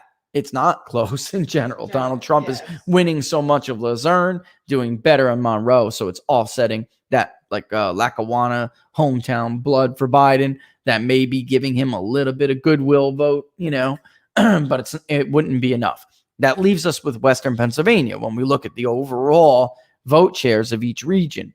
And Democrats are very concerned that Joe Biden, are you ready, didn't do enough to push back on the lie that Joe Biden wants to ban fracking.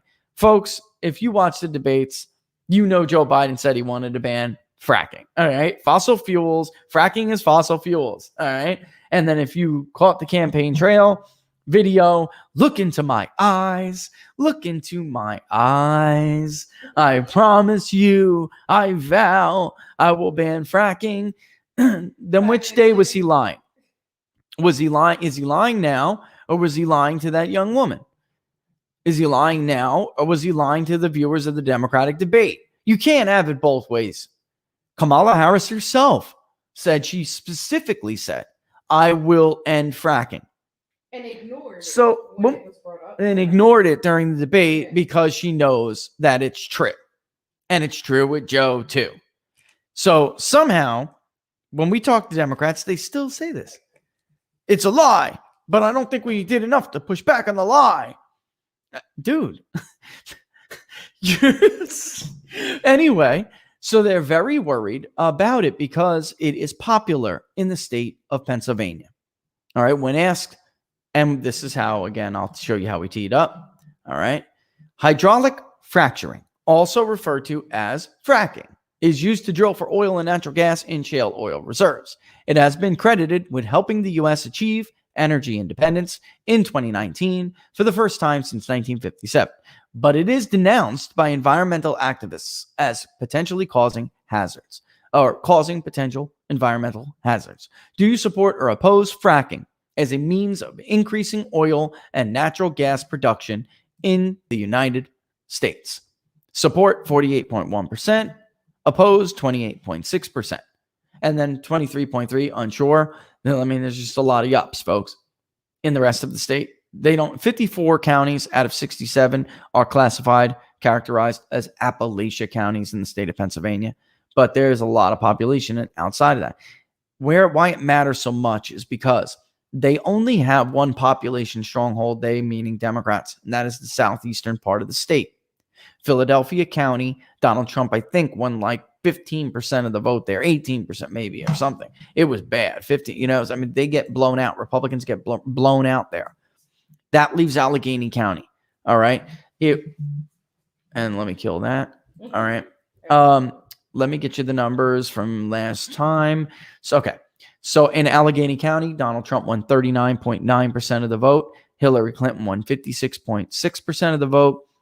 Gary Johnson took 2.5% of the vote. Jill Stein took about 0.8, and Darrell Lane Castle took 0.3. That netted Hillary Clinton that 16.6% margin netted Hillary Clinton 108,137 votes, because about 650,000, a little over, were cast in Allegheny County. Okay. We see Joe Biden doing worse than that right now in Allegheny. We see Donald Trump doing a little bit worse than what he did before. However, the bottom line is, I think there was quite a few undecideds. The bottom line is, though, even 25.8% of the Democratic base supports hydraulic fracking, otherwise known as fracking. 26% of Democrats. So why do you think Trump was running around? He's going to ban fracking. He's going to ban fracking. He's going to ban fracking. Even the registration gains Republicans have made, particularly out in Western Pennsylvania, they're out registering Democrats in Allegheny County. They beat them again last month. All right. And it's not even close, as a matter of fact. I mean, it's quite shocking if you add it up from the last 4 years. Just in the last period of month, right? For the period that ended from June to Friday, October 2nd, let me give them a couple. Democrats added 6,303 to the voter rolls in Allegheny County. Republicans added almost 8,000. All right, just under 8,000, 7,906. So we're talking about a real vulnerability here. These Democrats are the ones that elected Donald Trump in 2016. It's really, I mean, of course, coalitions are always made up of different groups of people. But there's no doubt that when you look at the autopsy of it all, you'll find groups where it just could not have happened without them. That's why I've long said the exit polls were wrong. This poll is D plus 5. The exit polls in 2016 were D plus 3. I'm thinking the exit polls are wrong. And I've made this argument before on the podcast when we did the voter file analysis in Pennsylvania. I think it was D plus 5, maybe even D plus 6. It's just that Donald Trump won more of these Democrats than the exit polls or anybody suggests he did. And this is why an enormous amount of Democrats in the state, folks, rely on this and support this. And he simply can't have it. All right, real quick before we jump here, let's look at region by region. Okay. Allegheny County itself is about even. All right. The West in general is overwhelming in support of it. The central part, overwhelming in support of it. Dutch country, overwhelming. Even the Northeast, where they're trying to win back Luzerne. And they're trying to hold Lackawanna and Monroe. Overwhelming. Even the Southeast supports it, folks. Philadelphia was 2 points in support. I mean, it's really something. And by the way, Philadelphia was way too much of the sample. It came in at like 18%. Philadelphia is not going to be 18% of the vote. It'll be 10, 12% of the vote. All right. So there you have it. This is why. And this is why you'll see Glenn Kessler at the Washington Post, who's supposed to be the gatekeeper of the truth. The fact checker, Mr. Pinocchio. This is why you'll see Glenn Kessler lie to your face in a fake fact check, because this is how damaging that position he took could be, despite their polling. All right. So there we have it. Let's get down. It's 11:35. I'm going to run through. That'll leave the shy Trump. Let's take our last 30-second break. We'll come back. We'll talk about the shy Trump vote in Pennsylvania. Okay. That sound good? All right. You are watching Inside the Numbers with the People's Pundit. Follow me on Twitter at Peoples_Pundit. Don't go anywhere. We are talking about the Keystone State Battleground poll. It is a very close race. 2.4% lead for Joe Biden. That is it. That is round down, of course, to 2 points. If you want to round. Better than Hillary Clinton was in our polling in 2016. I mean, worse, in a worse position than Hillary Clinton, Joe Biden is in than we saw in 2016. And on October 24th, Trump did not get within 3 points of Hillary Clinton until October 24th. All right. So there you have it. Don't go anywhere. We'll finish up. We'll talk about how comfortable people are discussing their political beliefs, which we asked voters about in Pennsylvania, among friends, families, coworkers, neighbors, strangers, and pollsters. And we'll also talk about whether or not voters believe in a shy Trump vote. And this little segment is going to be part of that article I was telling you about that's going to be on People's Pundit Daily, because we're going to talk about Florida as well. All right, because this is now the second battleground state in which we asked that question. So hang tight. I'm going to take a quick sip of water. I'll be back in 30 seconds.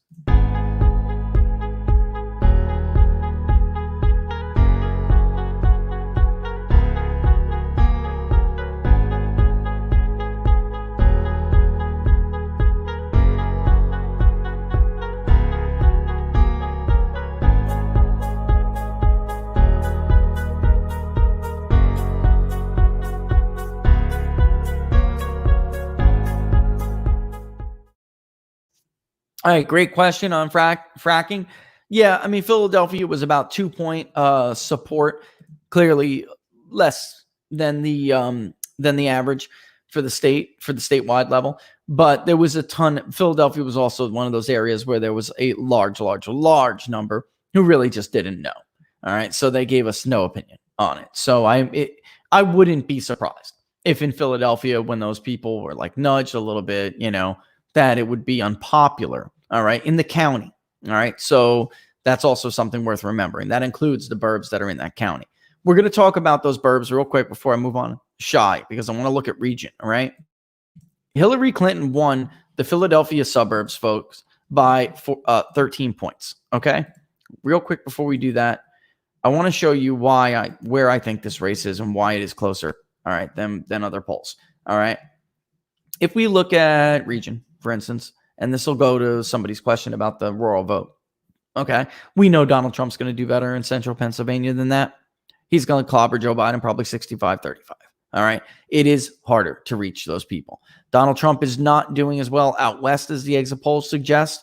Allegheny is part of out west, of course. All right. So Donald Trump's at 34% in Allegheny, about 4 points below. Joe Biden's at 56.9%, a little bit below Hillary Clinton, but there's 8% undecided. And when we looked, by the way, who were those undecideds? They are more conservative leaning independents, just to give you the idea. So if Trump is carrying independents overall right now by about 4 points, that means you can willing to bet Trump will take 6 out of 8. All right. So that's my projection for the day. So Allegheny will end up probably a little bit better for Donald Trump. Maybe he ends up at 40% instead of 38%. Okay. Philadelphia, he's doing a little bit better in than we expected. All right. But that is not the city itself. That's the entire county. All right. So don't get confused with exit polls there. All right. The southeastern part of the state, big deal. Those are the Philadelphia burbs that we're talking about outside of Philadelphia burbs. It's about the same damn margin as it was in 2016. We're not seeing that kind of movement there. Why is Joe Biden doing better? No, the Northeast. And because of the West a little bit. All right. Even in central Pennsylvania, a little bit. So that goes to the question people were saying about how hard is it to reach these rural voters? Extremely hard. Extremely hard. It's very difficult. And that is why you will always see in our polling, it's a little bit better. So we're not at 55 like someone else's poll. All right. Donald Trump is not going to win 55% of the damn vote in the central part of the T. They're having a hard time holding on to center, where State College is in our polling. All right, it's ludicrous, but it is true, even in our own polling, that it's harder to get those correct margins. In Florida, for instance, another great example. The headline, Gillum's doing better in the Panhandle. No, he's not. You just didn't reach a representative sample. He's not doing better in the Panhandle. DeSantis is going to win 70+% in most of these counties, roughly 70% or more, and he'll be pushing the envelope at 75 in several of them. It's crazy. He's going down. The Panhandle shifting. Okay. The Panhandle shifting. All right. And I just got to wait until the damn election. And then it's like, oh, well, would you look at that? He netted 30,000 votes out of Bay County after a hurricane ripped through it. I mean, the stuff after year, it gets pretty goddamn frustrating. That it's like, fool me once, shame on you. Fool me twice, shame on me. Fool me 3 times, I'm mentally handicapped. I mean, these are problems that have persisted, and I love you too. These are problems that have persisted for a very long time. All right. Sometimes Republicans look like they're doing a little bit better in the urbs. Sometimes it looks like Democrats are doing a little bit better in the rural areas. And in truth, Democrats did do better in 2018 in the rural areas. The suburbs weren't really the story. All right. And as we can see, the most interesting to me here was the Southeast, which is the Philly burbs. Almost the exact same margin. Hillary Clinton won the Philly burbs by 13 points. Joe Biden is currently leading there by 13 points, which, by the way, ticked down from yesterday. Why? Because Bucks County came in a little bit, Bucks, that southeastern area, closer to Philadelphia, and it was a little bit better than for Donald Trump last night than it was everywhere else. All right. So there we have it. Let's go and look at the shy votes that we were talking about. Okay. And am I showing everybody the whole thing, or is my face still there? Because I want them to be able to see this. Oh, dang it. All right. Let's pull it up. I really wish I would have showed them that close, but you'll be able to go through this, guys. All right. Family. And this is how the question is worded. How comfortable or uncomfortable are you telling each group of people about your political beliefs, such as how you intend to vote? All right. With family, about 60% said they're very comfortable. Somewhat comfortable, about 26%. But as is the era of our politics, somewhat uncomfortable was about 9%, and very uncomfortable was about 5%. The reason why, at first, this question was initially worded before it went out, of course, when we did Florida. It was initially worded family and friends. And then I decided at the very last minute to split them up. Why? Because you can choose your friends. You cannot choose your family. So this is why I don't like the question, who do you think your friends are going to vote for? Why? Because we choose our friends, and of often like-minded friends, right? Social circles. Same thing with social media. Who do you think your followers on social media are interacting? I mean, all sorts of questions that are knockoffs of Robert Cahaly's "Who do you think your neighbor is voting for?" question. And Fox News should give that guy credit or stop asking the damn question, because they're just cornballs. You stole the man's question. Give him credit for it. All right? Anyway, we wanted to split them up because of that. So let's look. That's family. Let's look at friends. Friends gets a little bit worse, okay? Which was a bit shocking to me. So I guess people don't want to ruin friendships, even though we make like-minded friendships. Florida was the reverse, I think, right? But at the same time, maybe they just had it with the family thing, so they just, who knows? But very comfortable, still 53.4%. Somewhat comfortable is 30.5%. Somewhat uncomfortable starts to rise a little bit at 10.4%. And very uncomfortable comes in at 5.7%. So we have 16.1% combined who are uncomfortable sharing political beliefs, such as who they intend to vote with friends. From a statistical point of view, that is a large percentage to worry about errors with.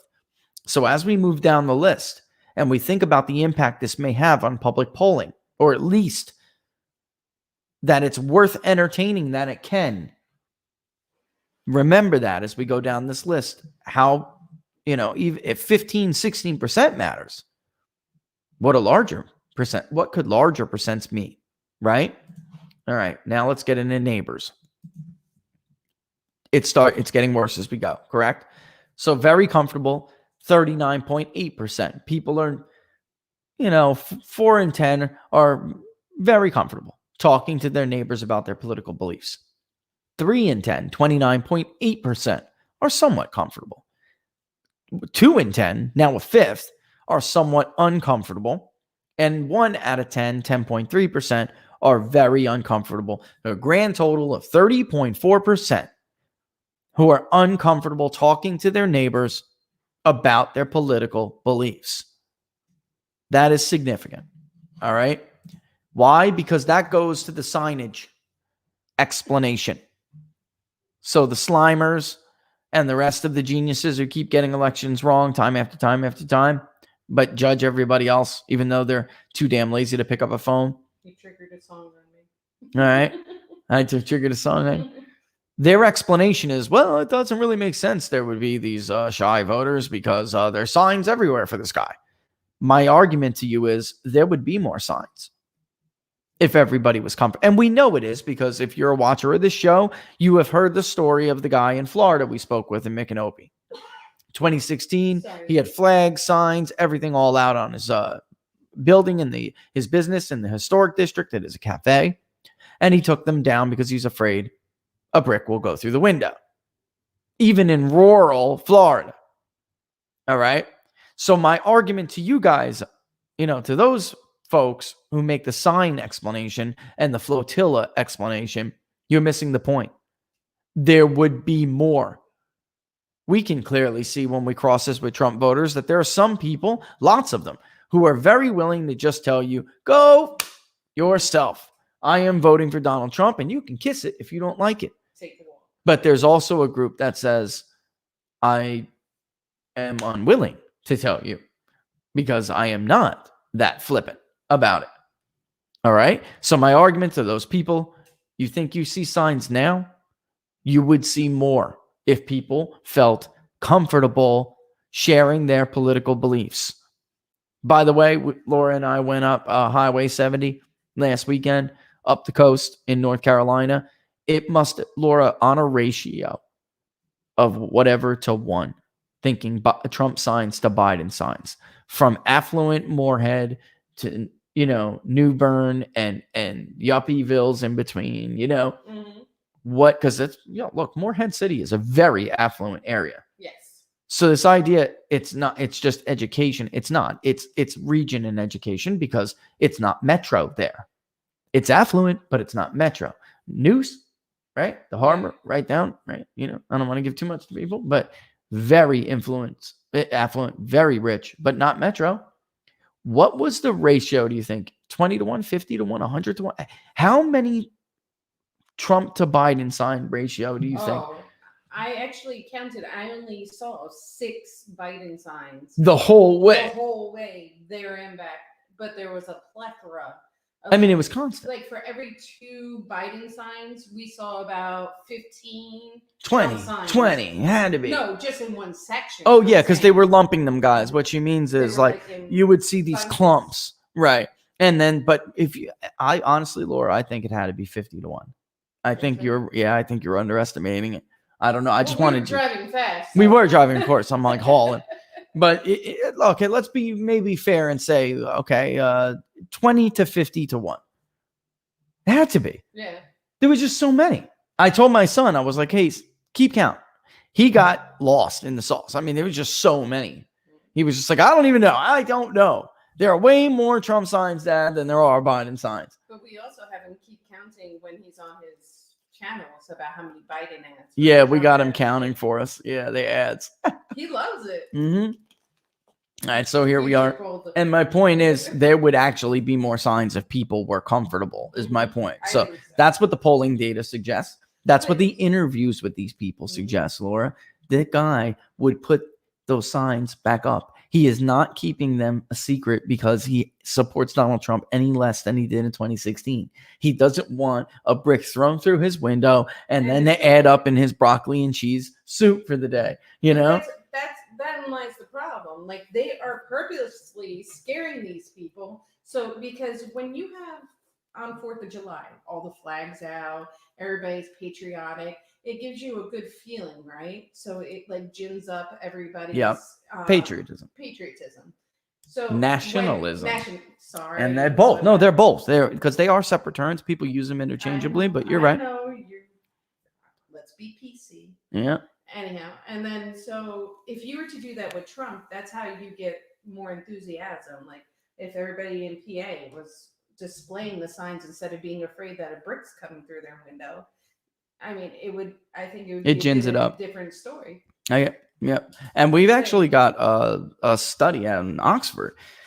I think they did it 6 years ago or something, or 8 years ago. And it was a study that showed American politics over a course of, I think it was like 8 decades or something. And in periods of prolonged nationalism, it helped the Republican Party, and periods of prolonged patriotism, whatever it is. But it led to electoral success at the ballot box for Republicans. It was very interesting. It's heavy, but it's interesting.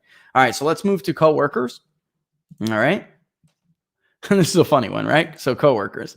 All right, so now it's getting worse. 39.8, 4 in 10 are very uncomfortable.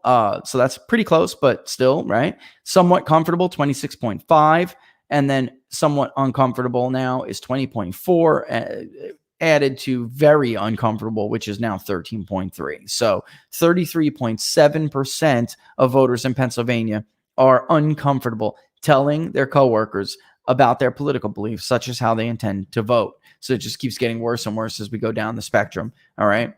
Here we go to, I separated strangers and pollsters to get a more accurate idea, because when you get high interest respondents, all right, they're going to want to like make you think that they're more comfortable talking to pollsters because they know kind of where you're going with this. So I said strangers. We added strangers separately to see what the difference was between their answers for stranger and pollster. All right. Just to take out what really is an attempt to skew you. Right. Isn't it though? Honestly. Right. And this is bad. So here we go. Now we're at very comfortable 31.7, somewhat comfortable 20.2, but now somewhat uncomfortable is 24%. So nearly a quarter, and very uncomfortable also nearly a quarter, identical 24%.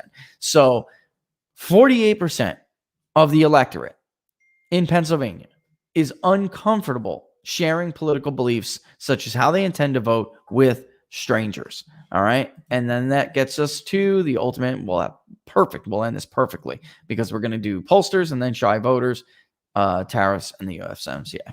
All right. So here we go to pollsters now. Now we have about 30%. So 3 in 10, just to make us, I got to kind of speed up here a little bit. You guys can digest this.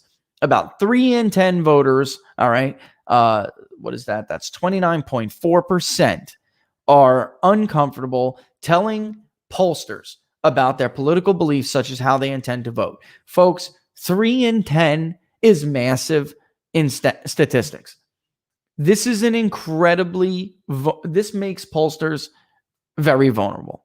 This tells you that it is difficult to tell who is telling you the truth or telling you that they're not decided. I mean, the possibilities, it's more than plausible to at least suggest, if 30% of the electorate is uncomfortable telling you how they're going to vote, it's at least plausible to suggest that you may not get vote preference correct.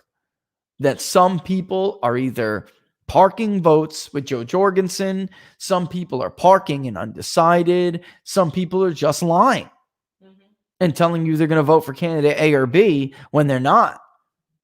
And they're going to vote for B or A. Right?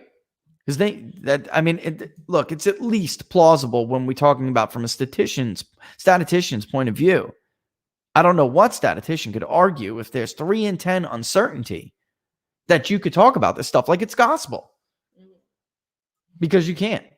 And I'm the only pollster who will tell you that.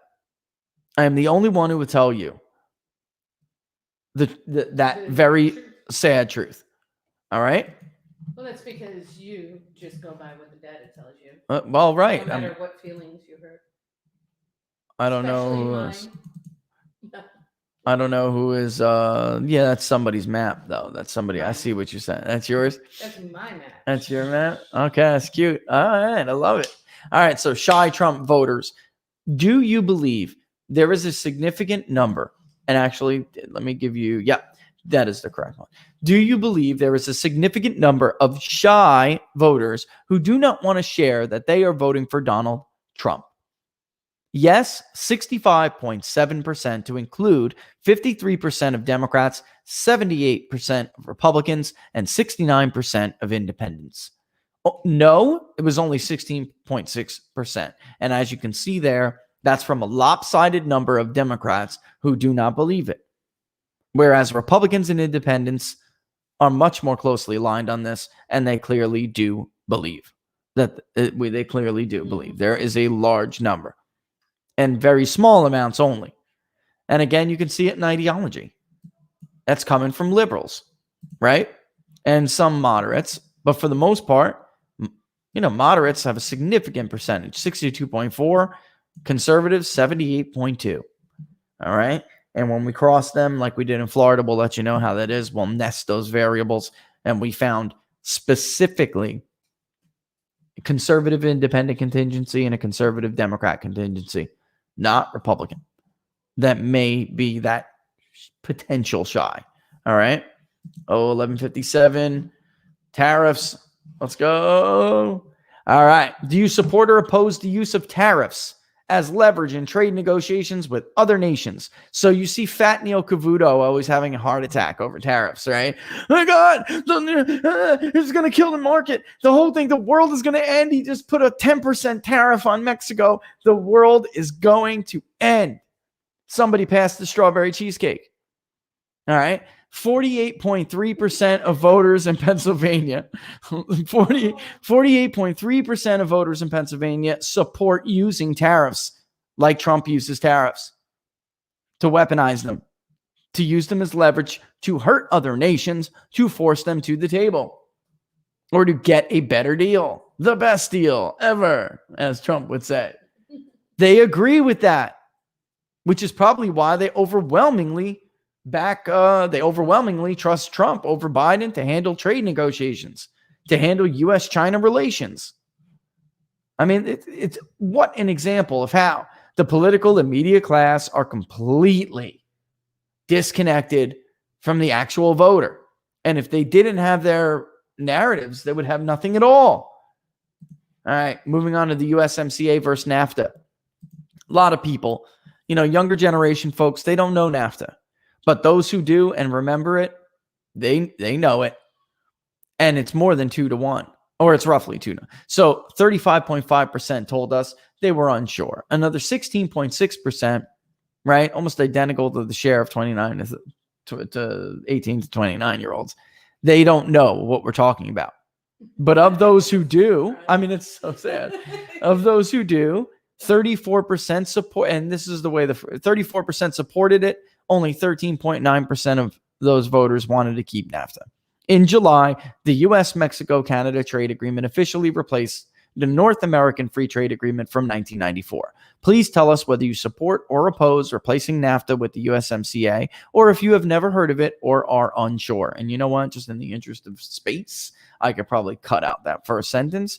Just put the questions in the crosstab. This way they don't have this god-awful long giant crosstab to look at. All right. Anyway, now you know, though, how the question is fully worded. All right. Overwhelming among those who know, of course, right? Overwhelming. All right. So it's 11:59. I will wrap this up, throw this up with a bow. All right. Put it up on spreadsheets. I will get you guys. I'm telling you, I just don't see the reason why they can't give this to me. I will work on that market site account. This way you all could go in there, because I'm pretty sure there's multiple sign-ins at once. I really that's what I'm waiting on them getting back to me, whether or not there will be an issue with multiple sign-ins at once. I know for a fact that clients get one, and many times they get one and they use it for everybody. All right. Because that would be cool. And you could do what I'm doing, which is play with these rows. When we create charts, you'll be able to see them. You can filter through demographics. So maybe you just want to see men. Maybe you just want to see white working class, right? By the way, which Trump is clobbering Joe Biden on. White working class is bloody, man. It's like 58-32. All right. And then working class is like 22 points, 20 something points. That's because Trump is doing particularly well among no college black men and no college others. So Hispanics, Asians, others. All right. It's just that with the whites, the margin is larger. All right. So like I told you guys, if Biden wins Pennsylvania, it'll be the up. All right. It'll be the up. It's going to, even if he makes better inroads, it's not, it's probably not enough. He needs those yups to do so. All right, because as they try to make inroads with those voters that have passed of old, there are others that have shifted. And it is in a realignment election. Okay, so that leaves us at 12:01. All right, like I said, we will shoot for Arizona to start on Thursday. We're not quite there yet, but so if you haven't yet supported, you would like to support the Public Polling Project, you can do so by going to venmo.com/People's Pundit, and just either way, because we're going to move on to the next state after that. Or you could go to paypal.me/People's Pundit. All right. And we will do that. I was hoping to go through some of that with you today, but it's already 12:02. Maybe we'll save Free Will on Friday, like a half hour Free Will on Friday to go over that. All right. Because I want to do that much more than we've done so thus far. All right. So there we have it. And if you'd like, of course, to support the show, you could do so by subscribing to PPD, ppdnews.us/subscribe, ppdnews.us/subscribe. All right. And don't forget, before you go, guys, if you're watching on YouTube, don't forget to subscribe to the YouTube channel. Hit the notification bell. It will let you know when we are going live so you don't miss anything great in the beginning of the show. And then Facebook users, mosey on over to Facebook.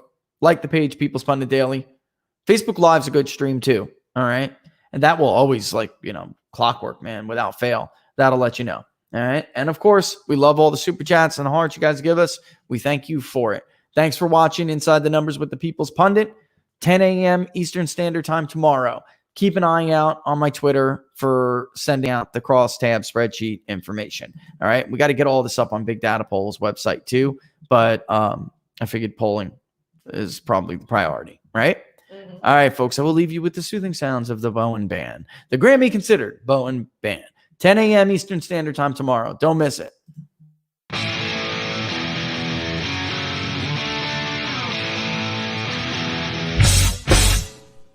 How much you wanna bet that I can get you back inside your head before the summer ends and spread a little love. Just for a little fun, I'll make you come back to me before the rise of every sun. Baby, it's meant to be, I know you got a man, but he don't understand. You're gonna be a heartbreaker. You're such a love taker. So just suck me in and you can toss me like a cigarette. 'Cause I just wanna be a bad habit, yeah.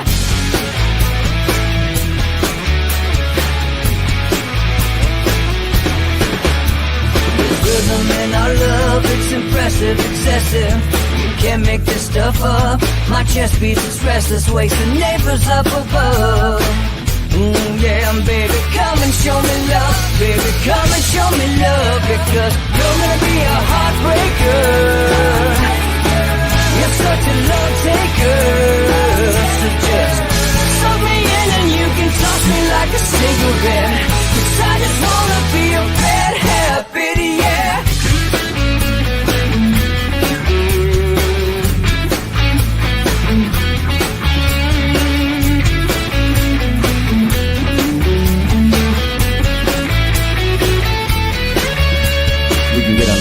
take a one-way ride, steal us away to find a place we can hide. It wouldn't take much to spear for a knife, just to give in to the need and leave it all behind. 'Cause I know that you know that I know that you want me. You told me, now show me, come blow me away. 'Cause I know that you know that I know that you want me. You told me, now show me, come blow me away. You're gonna be a heartbreaker.